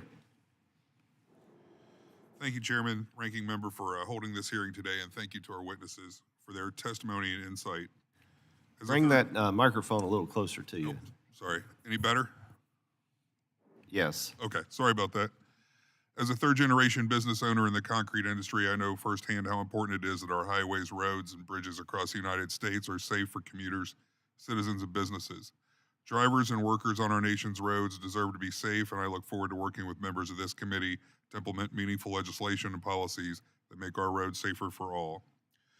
As Chairman Rouser mentioned, according to NHTSA, a disproportionate amount of traffic fatalities occur in rural areas when compared to the percentage of the populations who live there. I appreciate your dedication to the challenges rural communities face, Mr. Willox. Do you believe that current federal safety programs adequately address rural safety needs, or do they tend to favor priorities more aligned with urban challenges? Thank you, Representative. You know, we're making progress there, but again, it's what works in Wyoming doesn't work in Texas, doesn't work in Florida. So more flexibility in those dollars so that we can be more creative at the local level and accountable, and I think accountability is important. So strides have been made, but again, I think the more flexibility we have at the local level, I mentioned dust control. That's not eligible right now. There are other things. We don't have a ton of pedestrian interactions in a rural state, but it was mentioned in an inner city, that's a bigger deal. So more flexibility in the reauthorization would be beneficial. Thank you. You talked a little bit about streamlining the permitting issues, and we talked a little bit about the maybe getting better funding for rural projects, but are there other specific steps that we could take in the upcoming surface transportation reauthorization that would help rural communities? Yeah, I'm a broken record a little bit in the flexibility, but Mr. Hansen even mentioned that, you know, the reporting requirements they're doing, the reporting requirements on grants. If you're going to have a grant system, which I think is incredibly valuable in these programs, sometimes in a rural community, the commissioner is the person writing the grant and trying to implement the grant. And I've been told it's just a checklist. Well, the checklist was 15 pages long. If we can simplify and still have that accountability so that more rural communities and, quite frankly, any county can apply without having to staff up, that would be beneficial. You talked about hundreds of pages of reporting for some of the safety. Anything we can do to reduce those while providing accountability would be valuable. Thank you. I think both sides of the aisle can agree that the United States is facing an infrastructure challenge. Across the United States, citizens drive on unsafe roads and bridges that are awaiting federal dollars to repair. While Congress can fund infrastructure projects for decades, problems in our supply chain have caused delays in addressing safety concerns. Ms. Norman, in your testimony, you raised concerns with a rule issued in the final days of the Biden administration to rescind the Federal Highway Administration's longstanding general waiver of Buy America. While we all support the need for domestic manufacturing, can you expand on what rescinding this waiver means for safety projects specifically? Yes, thank you. Can you repeat the last part of your question? I missed it with the door closing. While we all support the need for domestic manufacturing, can you expand on what rescinding this waiver means for safety projects specifically, the Buy America? Yes, absolutely. And we do also desire to have as much manufacturing and production here in America as well. But for me and my small business, the implementation of that, if it is not done very thoughtfully, we do not have the capacity or the manufacturing abilities in America to meet the needs of the projects that we have on the ground right now. And so it would halt projects. We would not be able to provide the materials needed in order to provide the projects that HSTEP funds. Thank you, ma'am, and thank you all for being here today very much. Chairman, I yield back. Ms. Friedman. Thank you, Chair Rouser and Ranking Member Norton. And I want to thank the witnesses for being here today. We've all heard the terrible statistics of almost 41,000 people killed on our roads every year, 4,000 of those being in California. And just early morning, we had a terrible fatal crash in Los Angeles on the streets. This is a public health crisis. And while many of those deaths are to people in the vehicle, unfortunately, about 18% of all traffic deaths are pedestrians, and almost 3% are cyclists, other users of the road. I've worked for years on traffic safety issues in California, passing bills around things like automated speed enforcement, on a task force for zero fatalities, and on cyclists, better laws for cyclists. And while there are certainly conditions that lead to accidents like drivers misbehaving, like bad road conditions, we also know that for the majority of our roads were designed to move cars efficiently and quickly, and not designed with safety in mind for drivers or for pedestrians and cyclists. So many times when drivers speed, it's because the road invites them to speed. And I'm also very concerned that the way that we design vehicles has been focused on making the inside of the vehicle safer for those occupants, which is, of course, important. When I was a kid, people didn't always have seatbelts in the back of old cars, right? I mean, y'all are nodding. But we have put a lot less focus on the safety of people outside the vehicles. And in fact, we see some of our trucks right now being so elevated that you can't even see a vehicle in front of them, much less a pedestrian or a child. And we certainly have the technology with AI, and we understand enough about engineering to know when the front of a car is conducive on a low-level strike to saving that pedestrian's life, or created with complete disregard to that. So, Mr. Chase, I want to thank you for being here today. And I wanted to know if you could talk about NHTSA and their role in encouraging or mandating vehicle designs that are as safe as they can possibly be to pedestrians and to cyclists. And I'm sorry, that's Ms. Chase. That's okay. Advocates for Highway and Auto Safety has been working for years to improve roadway safety for all road users. In fact, one of our top priorities was automatic emergency braking with pedestrian and cyclist detection. NHTSA issued a final rule on this last year, which we supported. We wanted to see it implemented more quickly than it was. New cars are required to have AEB with pedestrian detection in 2029.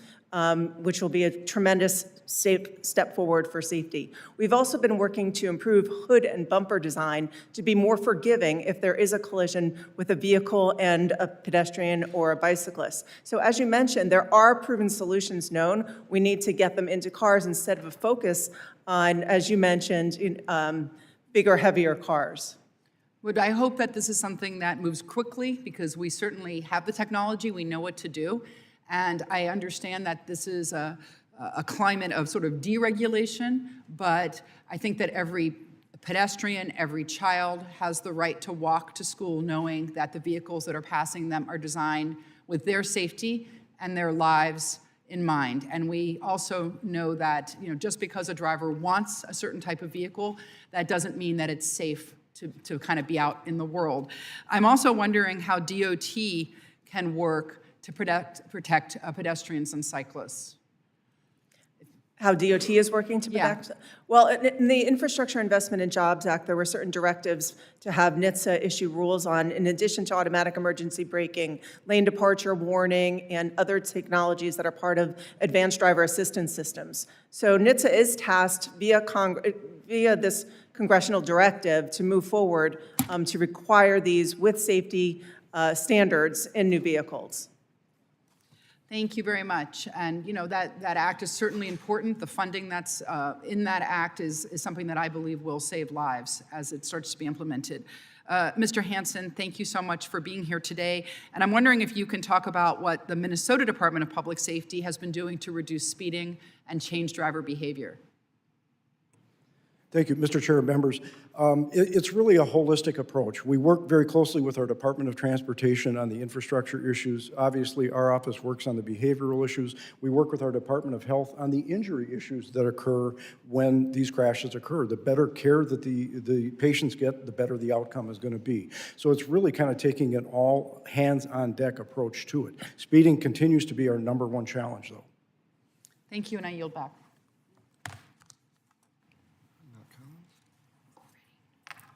Mr. Shreve. Thank you, Mr. Chairman.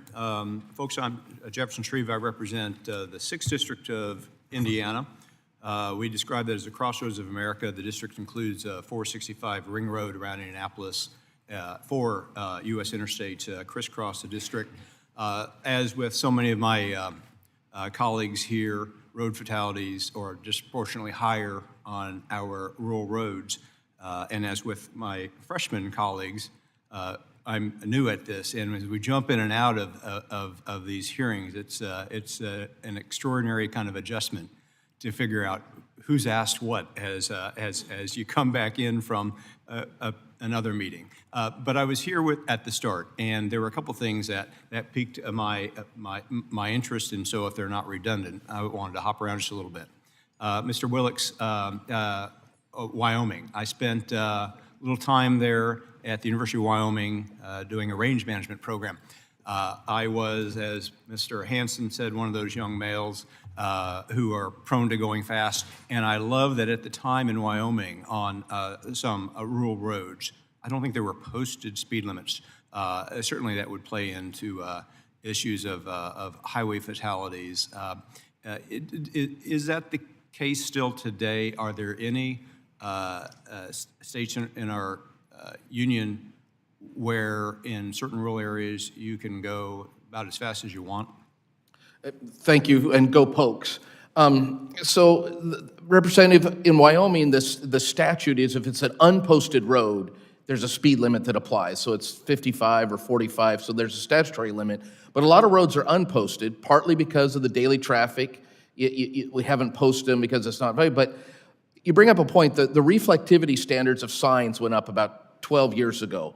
That increased the cost of signs 20%. So now with the same budget, we can put up less signs and everything has got more expensive over time. So signage is valuable, but sometimes the standards that are implemented mean we buy less signs for the same dollars. And so, yes, there are still unposted roads. Most time they're low volume, but that doesn't mean that there isn't traffic that can be unsafe on it.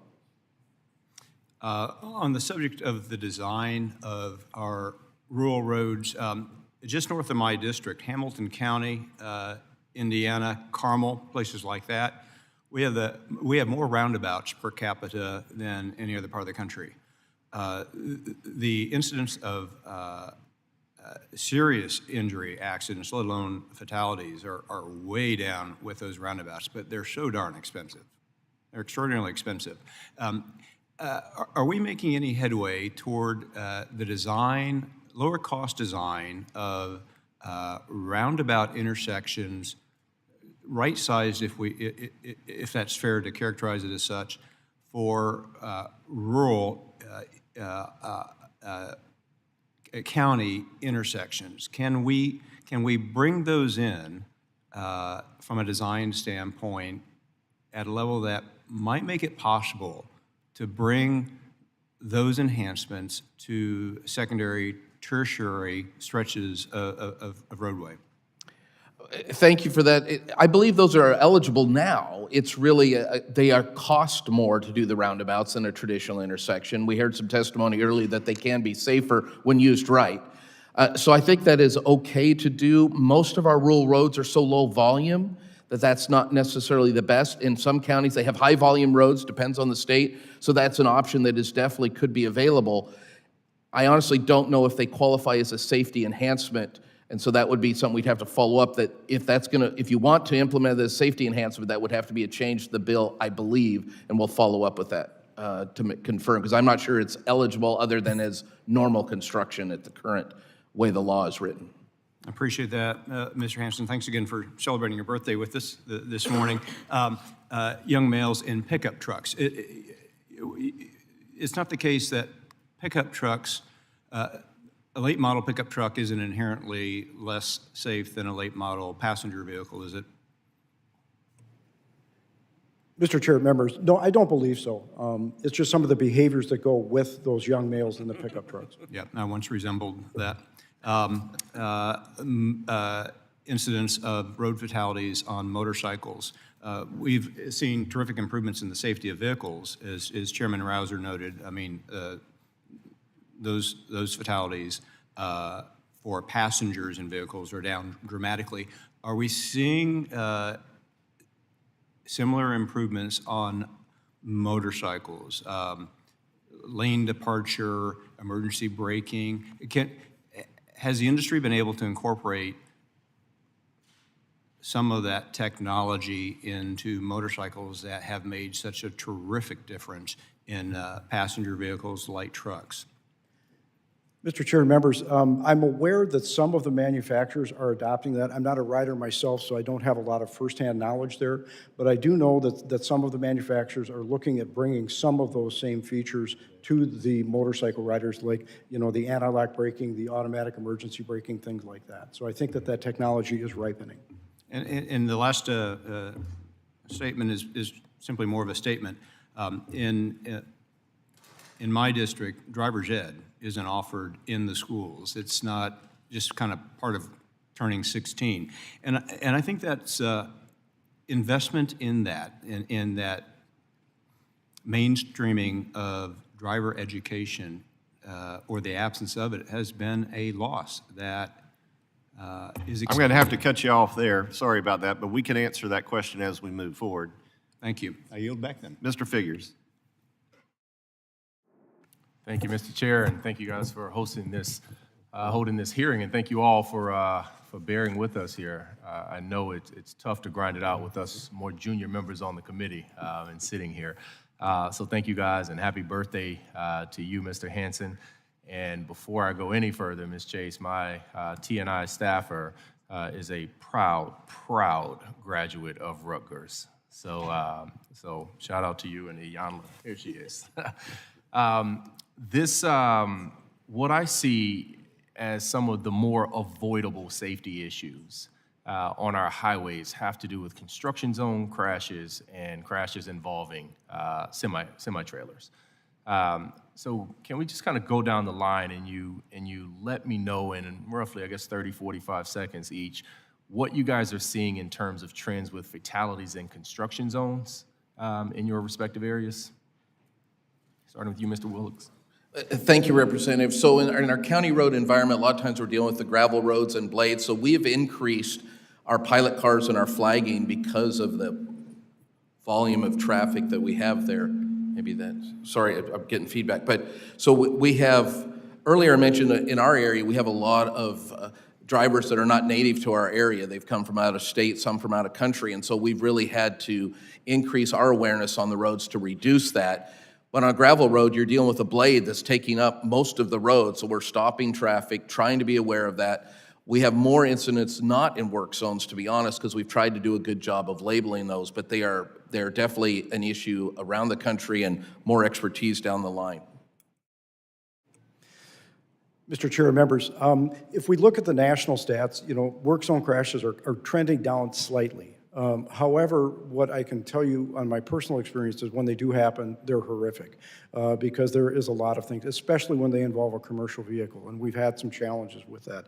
I think one of the biggest things that we can look at to continue to improve that is some of the in-vehicle technology we've talked about, that automatic emergency braking, things like that. But I think we can also look at better ways to inform drivers about what they are about to encounter, using digital alerting systems and different avenues like that to actually get that warning into the cab and not just make that a stationary sign on the side of the road. So I think there are ways we can continue to improve those. Thank you so much for that question. Very personal to me with 127 team members across Oklahoma that work in those work zones every day. I would say that what we see personally is an increase in distracted driving and the lack of awareness to slower work zone speed limits.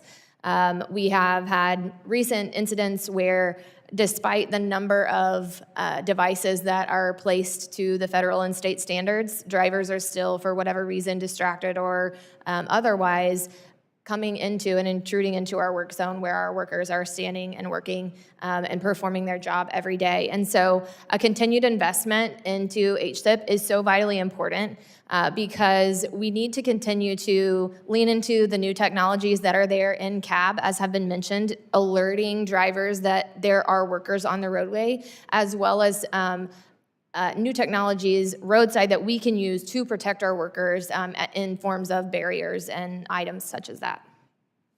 And Ms. Chase, you can just take the balance of the time. I think that in addition to what said by everyone else, which I agree with, because a construction zone basically is a person's workplace in the road, and they're exposed and they need to be protected. So as I mentioned earlier, automatic emergency braking with pedestrian detection will help that if a car is careening toward a construction zone, as has happened, the car will stop itself if the driver doesn't do that. So we need to be improving AEB to address different types of scenarios like that. So we need to improve construction zone safety as well as vehicle safety in order to make those areas safer for the workers. Thank you. I yield back. Mr. Collins. Thank you, Mr. Chairman.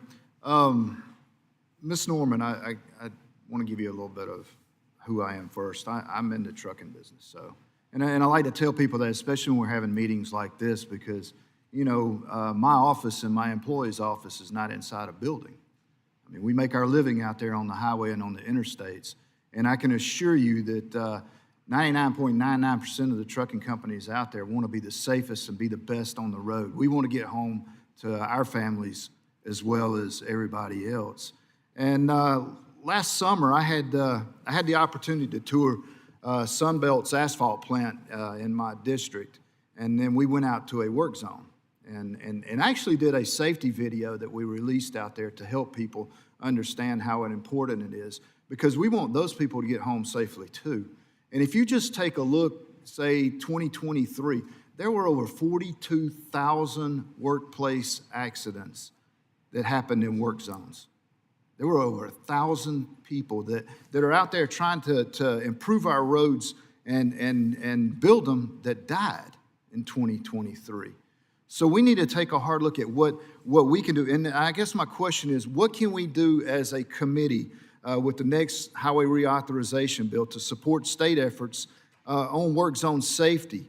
I mean, are there certain educational or enforcement efforts that we might can get behind and support? Well, thank you so much for that question. I would echo that the states are doing a wonderful job of raising awareness. They each have work zone awareness programs that are making a difference, and I think this committee can continue to support the states in doing that, and it does make a difference. Our workers do need to be able, they are a vulnerable road user that is often overlooked. Yes, ma'am. I can't read. Is it Mr. Wilcox? Willox. I was listening to your testimony and talking about rural roads there, and it's something that's bothered me. I live in a very rural section, but unfortunately, Google Maps found our road, and we have a lot of traffic that comes down that road now. And the first time they'll come down through there, they'll be nice about it. But then, as recently as over the weekend, I saw a vehicle pass a vehicle. Now, you know, we've got kids that play on the road, even though we're only one of 3 houses on there. What are some suggestions that can be done? I've even asked for speed bumps to be put on our road, but you can't do that because from what I understand, 911 may need to come down through there. But I don't know if you offer any, or Mr. Hansen, if y'all have any suggestions on how you can look at these rural roads and the way Google, or the maps, you don't want to just say Google, but maps have put you on the map.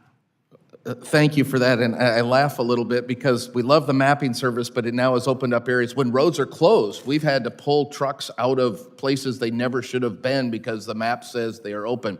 It's about drivers' education and appropriate sight, not through traffic. Kids, you can only do so much to educate a driver. If a driver is not going to be smart, nothing we do is going to change that. We try to do it at the front end. But I think it is working with our state DOT is actually trying to work with some of the mapping companies. So when roads are closed, we also close the county roads so people don't get in unsafe situations in bad weather. Right. For your situation in the normal weather, it's education and signage is the most we can do. Law enforcement. And I would just add to that, going back to that toolbox that we can draw from. The first tool that is effective is traffic law enforcement. Along with that, education and outreach, as well as things like dynamic speed signs that draw people's attention to how fast they're going. And it's not just on their dash, it's on that flashing speed sign that they're going by on the road. They have proven to be effective.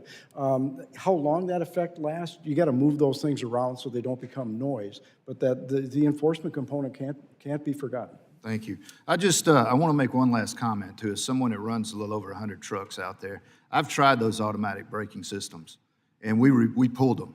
They're not fail-proof. If you're ever in a truck doing 65 miles an hour down the interstate, loaded 80,000 gross, and all of a sudden your truck just slams on brakes, and you don't know anything about it, and there's no reason except for the bridge ahead or the construction flashing sign, then you'll understand that these things are not foolproof, and we don't need these mandated until they are, because the car behind you, they don't know what you just slammed on brakes for either, regardless of the fact you may be hitting the windshield of the steering wheel. So they're not foolproof, and people don't understand that these things actually are hurting more than they're helping right now. Thank you, and I yield back. Mr. Stanton. Thank you very much, Mr. Chairman. Thank you for all the witnesses for testifying today. I'm heartened that the last two Congress members, both Democrat and Republican, have focused in on roadway safety for those who work in the roads, construction workers, first responders, towers, et cetera. And I want to talk about that as well as part of my questions here today. I think you're going to hear that as a bipartisan priority for this committee. So I do want to talk about three things today. A tragic issue in my state of Arizona, wrong way turns. I want to talk a little bit about Native American communities and the disproportionate increase in crashes on the roads in our Native American communities, and highway safety for our first responders. The rate of highway fatalities has declined in recent years, but we are still above pre-pandemic levels. In fact, Arizona's highways often come up in rankings as some of the most dangerous in the country. A persistent problem that we have in our state is wrong way crashes, especially on our freeway system. There were more than 51 wrong way crashes last year, 9 of which were fatal. To address this, the Arizona Department of Transportation and the Maricopa Association of Governments, which I was fortunate to chair when I was mayor of Phoenix, invested more than $4 million in thermal cameras along Interstate 17, an interstate that crosses both urban and rural areas in Arizona. These cameras catch wrong way turns when they occur, and they prompt a wrong way vehicle ahead alerts on message boards above the freeways. This is not going to stop the behavior that causes the wrong way turns, driving under the influence, distracted driving, et cetera, but it does give other drivers on the road the opportunity to get out of harm's way, shift to the right lane, or exit the freeway. These safety improvements, they are an ounce of prevention for a pound of cure. Mr. Hansen, as part of the Governor's Highway Safety Association, you discussed in your testimony how 402 funds, state highway safety grants, should be given more flexibility to allow for state and local innovation. I couldn't agree more. Could you talk a little bit about how you could see these funds helping places like Arizona with its wrong way driver issues? Mr. Chair and members, thank you. A great question. And Arizona is not alone. I talked to my partners across the country. Wrong way drivers on our freeway system is a growing and, quite honestly, a very scary problem, because those are high-speed collisions when they do occur. The technology that you mentioned in Arizona, certainly, I think, this is where the behavior part and the infrastructure part come together. And anything we can do to help support our infrastructure partners on this is going to be a step in the positive direction. So I'm familiar with the thermal imaging cameras. but there's also emerging technology in the telematics arena that we can leverage as well for real-time reporting and tracking of that wrong-way driver.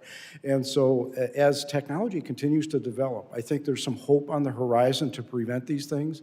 But I also, as a trooper, some of the scariest calls that you got were those wrong ways, because you just never know where you were going to find them and how they were going to react to that. So the more information we can get out there early, the better. All right, thank you for that. Ms. Norman, your testimony on behalf of the American Traffic Safety Service Association, you cite some shocking statistics. Native American children face a traffic crash death rate 8 times higher than others. Native American adults face crash death rates 7 times higher. This is completely unacceptable. What can we do about this situation? There are provisions in the bipartisan infrastructure law focus on highway safety for tribes and tribal communities. What do you think has been most helpful, and what can we do to focus more attention on resources on tribal road safety? Yeah, thank you so much for that question. We want to first thank you for your continued focus on tribal road safety and the increase in the tribal transportation program and the safety set aside within that program. They were great steps forward. My business has had the opportunity to install life-saving devices such as improved pavement markings, guardrails, rumble strips, in an effort to eliminate roadway departures and the crashes that come from that. And so, as we have seen with HSIP, those corresponding fatality numbers come down, that investment in safety works. And so we just want to ask that Congress continues to place a focus on tribal roads and ensure that those safety funds get to the communities that need it. All right, in my state, that is critical. We are so blessed to have over 20 federally recognized tribes. Finally, a similar issue that was mentioned by my colleagues on both the Democrat and Republican side about road safety for our first responders. 1,600 emergency responders have been struck and killed while outside of a disabled vehicle since 2015. Mr. Hansen, can you discuss opportunities before DOT to make meaningful improvements to roadway safety by embracing safety innovation? You may be seemingly asked the same question over and over, but that's because it's a priority for all of us on this committee. Traffic incident management and training and adherence to best practices traffic incident management is how we mitigate that risk. If it's properly implemented, it is a risk reduction tool. The less time our first responders spend on the side of the road, the less risk of them getting hit. Thank you very much. I yield back. Mr. Johnson. Mr. Hansen, I think I'd heard you say earlier that 10,000 people a year die on the roads because of impaired driving. Is that right? Did I hear that right? Mr. Chair, members, at least 10,000. Yeah, at least 10,000. It's remarkably sad. My state, South Dakota, in 2005, pioneered the 24/7 program. Rather than put people who have a problem with addiction, alcohol addiction, rather than put them in prison, they try to hold them accountable and get them healthy in their community. For those who don't know, this is, you wake up in the morning, you go down to the sheriff's office, you blow a PBT, you go about your day. At the end of the day, you come again. It is remarkably effective because it's an accountability mechanism. People know they cannot drink. And this goes on for a series of months. It changes their behavior. It is a 99% success rate. And even after they're off the program, the recidivism rate for those on the program is much lower than it is for those who do not participate in the 24/7 program. My Act, the Sober Act, would expand the reach of that kind of program by incentivizing other states to set up something similar. So any reaction to that program? Are you aware of literature that does indicate it's successful, either in South Dakota or in other states? Mr. Chair and members, this is a great topic because I think the emerging thought line when it comes to dealing with impaired drivers and reducing that recidivism. Minnesota, we face a 40% recidivism rate. 4 out of 10 will reoffend. Programs like 24/7 Sober that I'm familiar with in South Dakota, I believe North Dakota also, very successful. It's also very closely linked and related to our DWI court program and to intensive supervision and screening for those who find themselves arrested after making that fateful first choice. And so it's a solid program with a proven track record, and it does bear looking at from any perspective, really.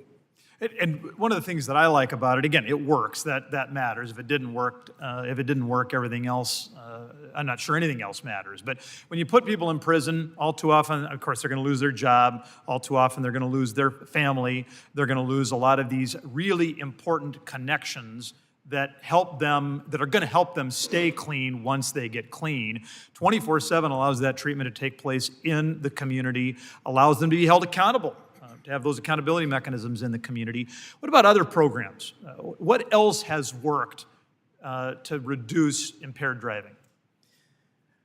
Well, certainly high visibility enforcement, I couldn't ignore that. When I started in law enforcement, I'll date myself, in the early to mid 1980s, over 50% of the fatalities that we attended were alcohol related.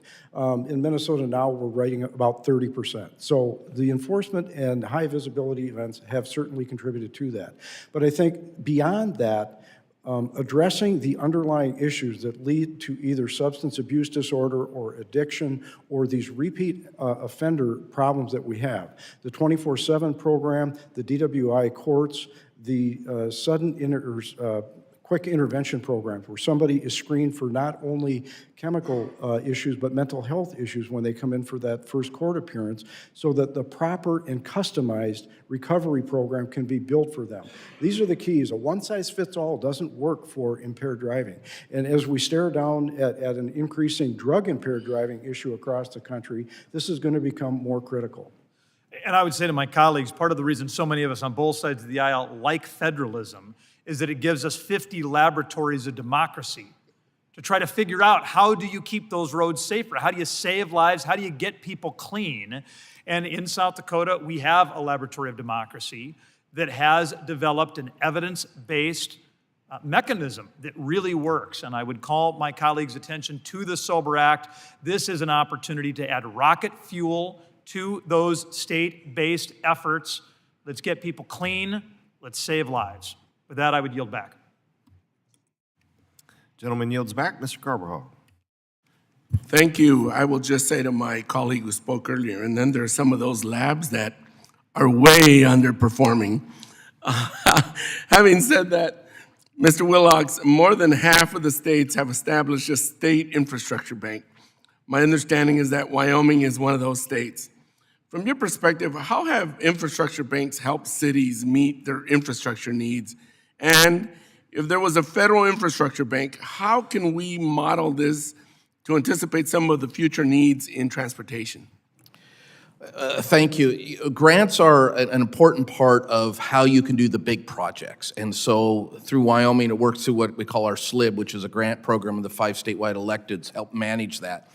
What we need is that combination of grants for big projects and direct funding for regular projects. If we don't have the eligibility and the ability to go after grants that can help us with the large projects, many small, underpopulated, or underfunded counties won't have the opportunity to do those projects that are larger in scale and that can be funded through that grant method. So it can work. Again, flexibility is the key. We can't have the box too small. The box needs to be flexible enough to work for New York and Wyoming and Florida and California. Thank you. Mr. Willox, counties and local governments are major owners of our nation's transportation system, owning about 45% of all public roads.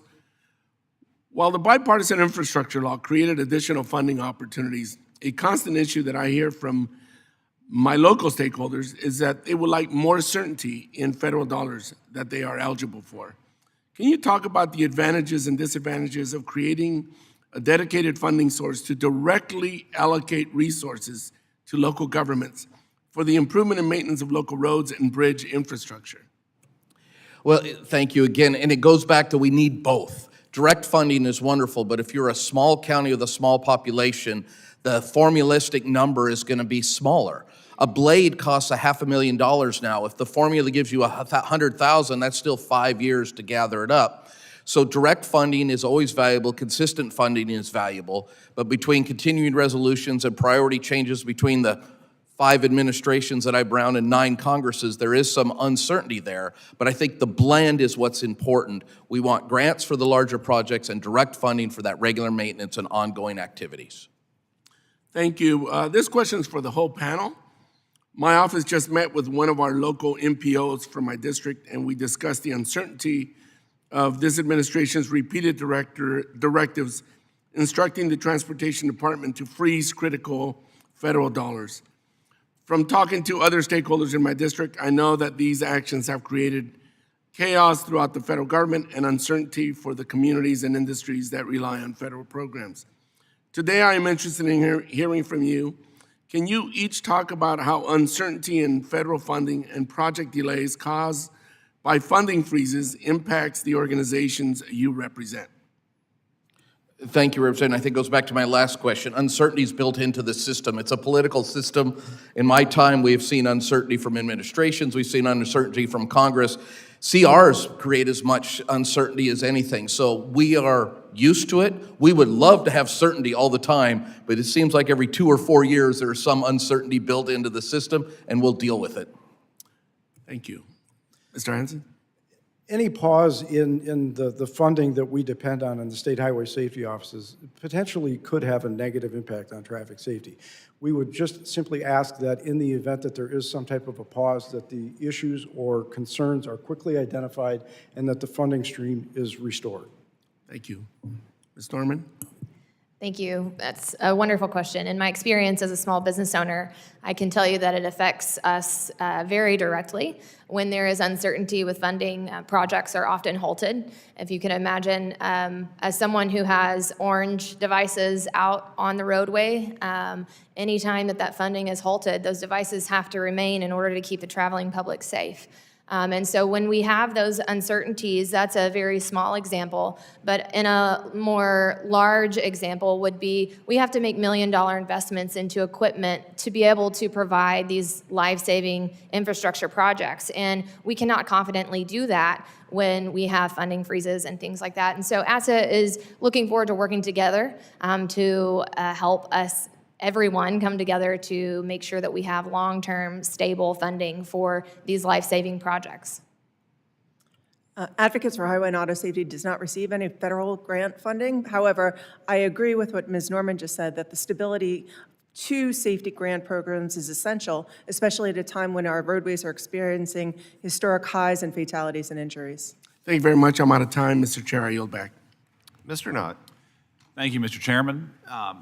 Members of the panel, thank you for being here. I wish I had more than 5 minutes. This has been very interesting and stimulating. Mr. Willox, I want to start with you. Coming from North Carolina, there's a lot of need in my district, where we are the proverbial small town America that is receiving dozens and dozens every day, people moving out of the bigger cities into these local communities. And I want to touch on a point that you raised earlier, the need to streamline the delivery of dollars and real results to the taxpayers to these programs. And if you could just, I would say, identify what the main issue is with the delays, with the inefficiencies in the system, and how we could address that so that the taxpayers get a more immediate return on the investment that we send up for transportation. Yeah, thank you. In my 19 years, permitting has always been an issue. In the West, a huge federal presence is going to be different than in your. But if you're dealing within an existing right-of-way, so a lot of what we do is non-virgin territory, the ability and permitting should be relatively easy so that you can improve an existing road, whether it's safety or widening, and that isn't uniformly accepted. Under NEPA, categorical exclusions, broadening that would be helpful. BLM and Forest, different administrations have different focuses on different things. And then if you're doing grants, and Mr. Hansen wrote to it, if you're going to apply for a grant, let's make it simpler, easier to comply with. Application is easy. It's actually when you get the grant that is harder. So anything we do to simplify that, make it easier to do would be valuable. Would you say that the issues arise from overlaying or overlapping regulations, or is it inefficiencies within the delivery system? How would you pinpoint the root problem? Yes. It's a little bit of everything. You know, sometimes it's overlapping jurisdictions. Sometimes it's just the boxes you've got to check to get through. I wish there was a simple answer, and that's why it's not easy to simplify. But we have to trust our local government partners, and if we don't trust them, then say that. But don't say we trust you and then make you jump through 15 hoops. Trust local government. We're elected to represent our people and be good stewards of tax dollars. It seems like the perverse incentive is it consolidates all of the approvals in Washington, and then there's all types of justifications for the delay at the cost of local needs and certainly towns like North Carolina. I also want to talk to you just briefly about disaster-related needs to rebuild. If you could pinpoint any kind of solution to, there's a disaster that wipes out a road, how can we better deliver a federally funded recovery project in those instances? Fortunately, I haven't had to deal with one directly, but all the recent instances have made us think more about it. I think the key is to make sure we don't have to jump through too many hoops so we can be quick. Yep. Speed is what's important, accountability is important, but you can't do it without federal dollars. We need those federal dollars when a disaster hits a county, so we need the flexibility to implement it without jumping through too many hoops, waivers of some of the requirements so you could sole source when necessary without doing the bidding, and some of that exists. But it is a challenge to blend that. You generally got the state involved, but continue to make those funds available, allow the flexibility and speed to be able to respond. Great. Mr. Hansen, just briefly, in regards to the last, I would say, 5 years, there's been a fairly unprecedented assault on law enforcement, on local law enforcement especially. What effect has that had on road safety and the ability to protect the roadways? Thank you for the question, and Mr. Chair and members, it's had a negative effect. Law enforcement is taxed in ways that I could never imagine when I worked in the field. Agencies are critically short-staffed, and when they're critically short-staffed, oftentimes the first thing that gets cut is that traffic unit. 911 calls have to be answered, I get that. But traffic enforcement and traffic safety activity is as much a part of any public safety strategy as policing is. And so we need to continue to rebuild the ability for agencies and the ability for communities to understand why traffic safety is important. Thank you. Mr. Chair, unfortunately, I'm out of town. I yield back. Mr. Kiley. Thank you, Mr. Chair, and thank you for holding today's hearing on a very vitally important topic that probably doesn't get the amount of attention that it deserves when you consider the fact that we still have 40,000 fatalities on our roads every year. This is one of the leading, if not the leading cause of preventable deaths in this country, and these are tragedies that strike folks of all backgrounds, of all ages, and happen suddenly and cause, cascading amounts of grief for those who are close to them. So it should be a absolutely leading priority of this committee and of our government at all levels to do everything possible to reduce these tragedies. And I was reading through all of the testimony for today's hearing, and there's a lot of great work being done by your various associations. I was a little surprised that autonomous vehicles were barely discussed at all, maybe a couple times in passing. I believe a couple of the witnesses mentioned that there will continue for the foreseeable future to be a mix of levels of autonomous vehicles or levels of autonomy within vehicles that are on the road, which is undoubtedly true. But I would think that for a hearing that's focusing on safety, this would be a little more of a focus given the clear evidence that we see right now that those autonomous vehicles that are on the road are indeed improving safety. For example, Waymo, which has been operating in San Francisco and Phoenix for some time, recently started operating in Los Angeles and is expanding, I think, to 3 other areas in this coming year.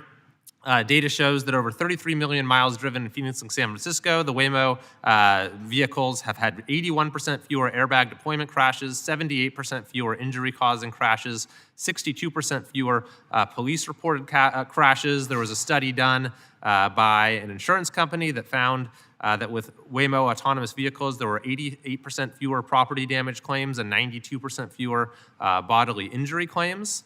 Likewise, Tesla is probably the other leader in this space and has what it calls its full self-driving capability that's available for a fee to millions of Tesla owners and has been improving quite rapidly recently. Their data shows that there's 1 crash per 7.0 8 million miles driven. Actually, that's just with autopilot engaged, which is about 10 times more miles driven per accident as folks who are driving unassisted. And keep in mind that this is the worst the technology is ever going to be. It's iterating rapidly. It's going to get better. It's going to get safer.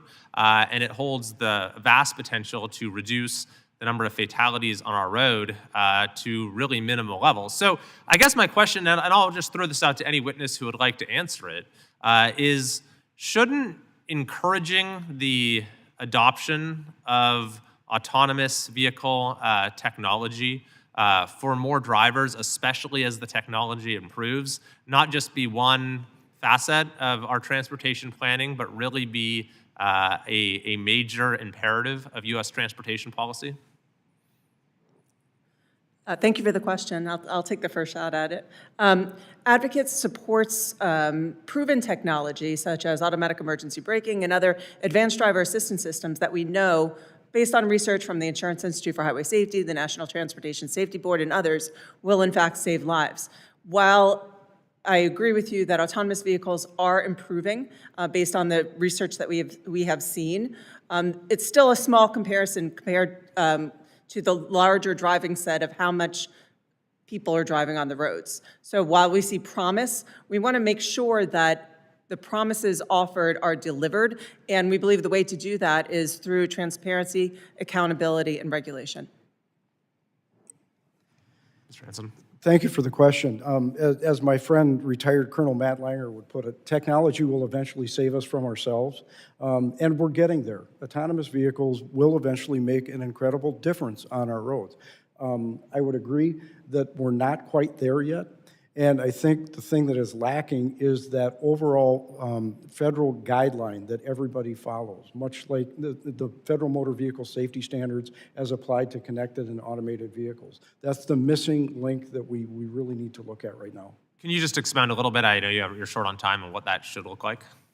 I'm sorry. Could you just expound a little bit on what that should look like? Much like if you look at the transportation system and the regulations that surround it, the National Highway Traffic Safety Administration and the federal government, they cover the vehicle part of it. The states then have their traffic safety laws. If you look at how traffic safety laws developed in the early part of the 19th century, every state had their own code. Many of them conflicted with each other. Well, the federal government had to step in and develop a more uniform code that all of the states would abide by, and then the feds took over through NHTSA, or whatever the body was at that time, the design parameters and the safety parameters for the vehicles that use that infrastructure. Thank you. I yield back. Ms. Gillen. Thank you. Mr. Hansen, in New York, more than 30% of fatal crashes are alcohol-related, which is unacceptable. In 2023 on Long Island, more than 220 people were tragically killed in car crashes, and Nassau County has been the second deadliest county for car crashes in 6 out of the last 10 years. Long Islanders should not have to take their lives into their hands every time they get behind the wheel. As a law enforcement officer, what do you need to be able to increase safety and crack down on drunk and reckless drivers? I'm sorry, I couldn't quite hear the last part of your question, ma'am. So what do you need from us to help us improve safety and crack down on drunk and reckless drivers on the road?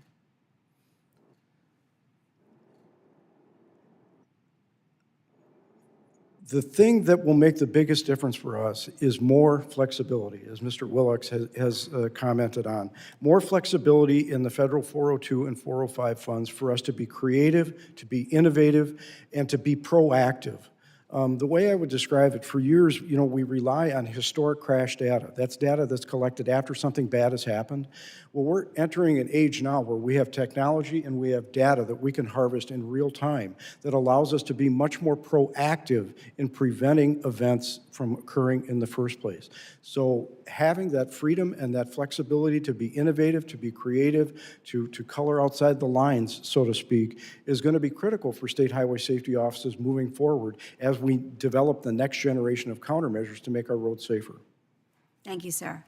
Ms. Chase, in your written testimony, you spoke a bit about using roundabouts. to improve the flow of traffic and also to enhance safety. And I was wondering if you could share, this was something my husband talks about roundabouts all the time. Have you seen how we have aging infrastructure in Long Island, but I would imagine it would be difficult to implement the use of roundabouts. Have you seen it successfully implemented in places where there was aging infrastructure, but it was employed successful? Thank you for the question. The Insurance Institute for Highway Safety, which is an organization we rely upon to do research, has found that injury crashes have been reduced up to 80%, and all crashes at intersections, and this is when you go from a stop sign or a red light to a roundabout, reduced by about 50%. So that's pretty remarkable. With regards to aging infrastructure that you mentioned specifically, I don't have that data, but we'd be glad to look into it, and we strongly support roundabouts for that reason. It's a proven solution, and in addition to making the road safer, it improves the efficiency of motorists. Thank you. I would love to get some information about successful implementation. Glad to try to provide that. Thank you. And Leslie, this could be for anyone. I was with folks just 2 nights ago who were talking about the shocking number of roadside workers who are killed each year. And what are some of the best ways that we as Congress can help reduce the number of fatalities and improve roadside conditions? I'd be glad to take that. Thank you for the question. Again, one of the things that I think can be most important is that we can bring stakeholders together to talk about best practices and about what's working. There are new technologies. One that we utilize is a telematic-based technology that we have on our vehicles when they are in an active work zone that is communicating to drivers in cab that there are workers on site. There is a work zone ahead. It is audible. It is getting that attention. And that is something that we have implemented over the last couple of years, and it has given a great sense of security to our workers that we are taking another step to let people know that they are in their office on the side of the road. If I could add to what Ms. Norton just said, we were pleased that in the Infrastructure Investment and Jobs Act, the use of federal grants were expanded for automated enforcement in work zone and construction zones because they've been widely effective in reducing crashes in those areas. And we hope that in the next reauthorization, it's expanded even further. Thank you. I yield back. Gentlelady yields back. Mr. DeSaulnier. Thank you, Mr. Chairman. I want to thank all the witnesses. Mr. Chase, I wanted to follow up and invite some of the other witnesses to comment on an earlier comment and exchange with one of my Republican colleagues. So I'm from the San Francisco Bay Area. When I was in the legislature, I was very involved in being one of the first states to prohibit holding your phones. And I was always amazed that the compliance rate was as good as it was. But with new technology, it always adds so much benefit, and a lot of my businesses in the area I represent are always very aggressive about their product, understandably, but getting it right so that you're not inhibiting innovation, but you're making sure you're doing the right thing. We got it right in California, I think, with hands-free driving. But on the other hand, we were too lax, I think, on self-driving vehicles. So now we're trying to come back. So my question to you, and maybe Ms. Norman, if you have any insights, Mr. Hansen or Mr. Wilcox, what's the research show about peer-reviewed, looking at these kind of new technologies to make sure they're safe before we deploy them without over-regulating the community? There's a sweet spot there that I think we're still struggling with. Thank you for the question. We've been watching San Francisco very carefully in terms of autonomous vehicles and have been really struck by the dangers that have been employed. The San Francisco fire chief has spoken about fire trucks being prohibited from getting to scenes, and the police chief has spoken about the police officers not being able to get to a live shooting scene. And these are, this is what's being reported in the news by and large. So we're concerned that even more incidents are happening that we're not aware of. We have always contended that autonomous vehicles need to have federal safety regulations just like other cars. And I'll just give one quick example. Right now, when a person goes to get a driver's license, they have a vision test. But right now, an autonomous vehicle, which will be doing the seeing and responding because there's no person, there's no minimum standard to make sure that the car can see, if you will. So that's just one quick example of regulation that we've been supporting. Thanks. Ms. Norman, you have any comments? Yes, thank you. I think one of the things that we would like to highlight of importance when we have the conversations about AVs and CAVs is that there is so much changing in work zones regularly.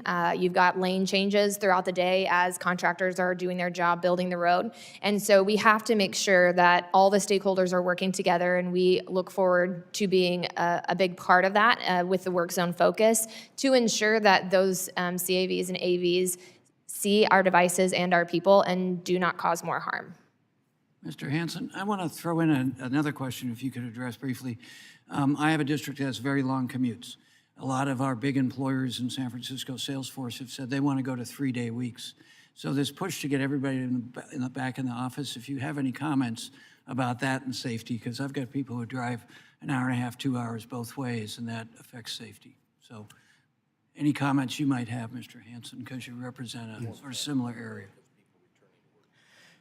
Certainly, as traffic volume, traffic volume increases, the problems on our road does increase. You know, what we saw when 2020, when COVID arrived, and the roads emptied out, you know, we fully expected to see a significant drop in the fatality rate. Well, in fact, contrary to historical data, we saw an exponential increase in the number of fatal and serious crashes that were taking place. And this was across the country. And it was really led by speed. And the way I've kind of put it out there before is there was a lot more lane space for folks to use and, quite honestly, to abuse. And so the problem is some of those bad behaviors that manifested themselves at that time period have continued now. And even though our VMT, or the number of vehicles on the road now, is higher than it was pre-pandemic, we're still seeing people drive in extremely reckless ways. Mr. Wilcox, any observations from NACO on either of the questions? Well, you know, in rural areas, we've always returned to work because he could not. But I do think it's about the traffic and human behavior, and I do think Mr. Hansen was correct. There are times that people got lazy because there was less traffic on the road, so I think that's important. I wanted to go back to autonomous vehicles. There's a big difference between rural autonomous vehicles. A gravel road and autonomous vehicles are not. The standard has not been created for that. An urban environment is. But let me give you another point that's interesting on autonomous vehicles. There's been discussion about going from 4-inch paint to 6-inch paint for autonomous vehicles and for visibility. That's 50% more paint that local government has to put on the road. There's a cost associated with the safety improvements needed, not just for autonomous vehicles, but that visibility, and we can't lose sight of that as we look at that technology enhancing and moving forward. Thank you all. Thank you, Mr. Chairman. Mr. Moulton. Thank you very much, Mr. Chairman. And I'm going to start by saying how much I share your concern for road safety and improving road safety. It's an extraordinary number of Americans who die every year on our roads, many of them driving, many of them just simply trying to cross the street, as sadly happened to a 5-year-old amazing girl in my district who died in a crosswalk, crossing right in front of her family, doing absolutely nothing wrong, in fact, doing everything right. But she was run over by a truck. So I want to talk about what we can do to improve road safety. And Ms. Chase, I know you've done a lot of work on this. The chairman mentioned the importance of police enforcement. I agree. We need to enforce the rules. We need to enforce the law. People should follow the law. The laws aren't just there to look good. They're meant to do something. What about traffic cameras? Are they effective at enforcement? Yes, they are. We support automated enforcement safety cameras both for red light running and for speed because they have been proven by the Insurance Institute for Highway Safety to reduce crashes. So we strongly support them, and we urge Congress in the next reauthorization bill to expand the use of federal funds so that localities can afford to use them. And how do traffic cameras compare to police enforcement in effectiveness? Well, we consider automated enforcement as a supplement to law enforcement, not a replacement, because I think both are very important. As has been discussed earlier in this hearing, law enforcement efforts in terms of traffic safety have reduced. So it's time, we would like to see them, the effective use of law enforcement to enforce traffic safety laws back on the rise, and we would also like to see the use of automated enforcement. I mean, I agree with that. I've spoken to my local police chief about the importance of traffic enforcement, and he's shared with me some of the challenges that he has in just doing this duty. But I also understand that statistically, cameras are even more effective because everyone knows there's a camera there all the time. You don't have to see a police car. Is that not correct? That is correct. We also, it's very important that the automated enforcement systems are done properly, because if not, then there could be a backlash, and that has happened in certain areas. So we want to make sure that they are done effectively. Our organization, together with GAHSA and other organizations, put together a safety checklist for localities on how to implement automated enforcement automated enforcement systems safely, and that can be, I think that's widely available on the website.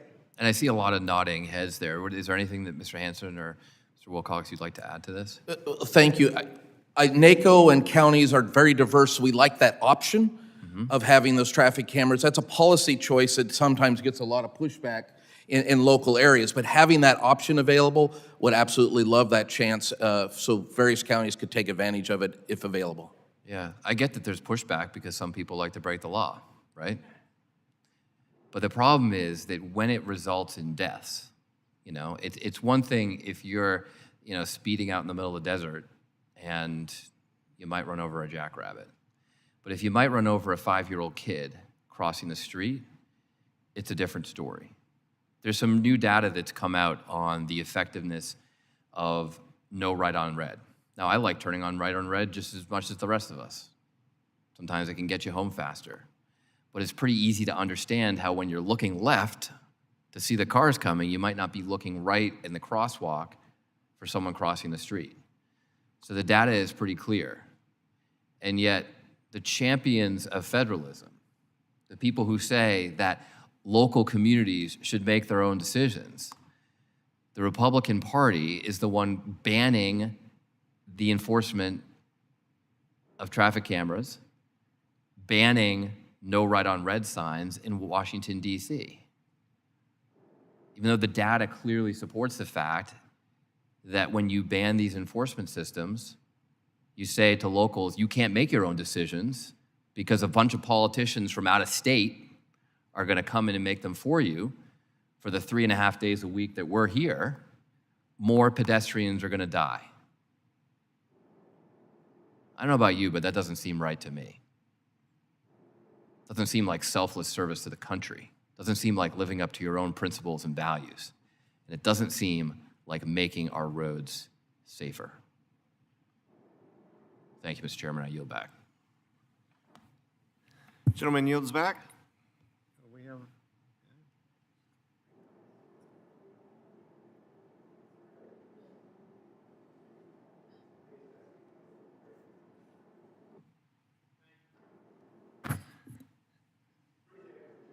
The chairman recognizes Mr. Cohen for 5 minutes. Apologize for not hearing your remarks. I've kind of tried to read them. I've had judiciary today, and that's a committee I've not paid as much attention to as I should have last 2 terms because we had the aeronautics, aviation. I'm not sure your microphone is on. Well, it's on. Bring it to you. There you go. Yeah, there we go, I guess. Let me get my remarks, and we'll get going. Thank you, Chairman Rouser and Ranking Member Norton.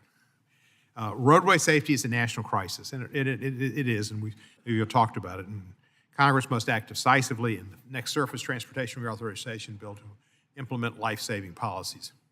One of the things I've worked on has been complete streets, and as I'm sure you all know, complete streets reduces fatalities. It makes people who are pedestrians and bicyclists or whatever they do, they little green things that look like Vespas or something without motors, have more safety when they're on the streets, and that's important too. Memphis has got a whole lot of pedestrian deaths, and it's so sad. And we could fix that with plannings and better design streets and walkways instead of designated walkways. So we need to do things about that and help people. And we've had some declines in deaths, but 40,000 people died in motor vehicle crashes in 2023. That's motor vehicles, so that doesn't include all the pedestrian deaths, of which there are thousands and thousands. Proven solutions exist to help us try to reach goal of zero roadway deaths. Well, that's not going to happen. But if we can get it down by half or a third or whatever, we strive for that as a goal, but realistically, we'll do what we can do. We've got certain bills that I've introduced. The DOT Victim Safety Advocate Act to ensure crash victims and their families have a dedicated voice in transportation policy. And they should. This is a devastating thing to their families. They lose family members, never get over it, and they should have the right, and we can learn from them, and they can be the force that drives legislation that can save people's lives. Complete Streets Act, which I just discussed a little bit, design roads to prioritize safety for all road users. The School Bus Safety Act implemented essential protections for our children, such as seatbelts on school buses. I've seen so many kids killed in crashes in school buses, and seatbelts, I think, would save lives. I know there's problems of chairs 90 degrees and they go back and all that, but the seatbelts work, and I think they would be helpful. I know there's battles between local governments that don't want to spend the money and the seatbelt people, et cetera, but the kids' lives are at stake. The Stop Underrides Act, which came to me from a constituent whose child was killed when the car went underneath a truck. It would prevent horrific underride crashes that claim lives of too many Americans. So many cars can go under trucks, and then I think my staffer's going to go crazy when I say this. He's not going to go crazy because she's a very stable and good woman. But Jane Mansfield, that's a child, I remember that. Underrides can be devastating and kill people. Additionally, the bipartisan infrastructure law created critical programs, including the Safe Streets and Roads for All program, which has demonstrated local communities can reduce traffic fatalities when given the necessary resources. I look forward to our discussion, which we've already had, and how Congress can further advance these critical safety initiatives in the upcoming transportation safety bill. So I thank you, and I yield back the balance of my time. Thank you. Gentleman yields back. Seeing no other members that have not already spoken or wish to speak, the hearing for today, well, let me back up and let me just thank our witnesses for your great testimony. Very informative subcommittee hearing, and it wouldn't have been so without you and your contributions. So thank you very much. Seeing no one else, this concludes our hearing for today. Subcommittee stands adjourned.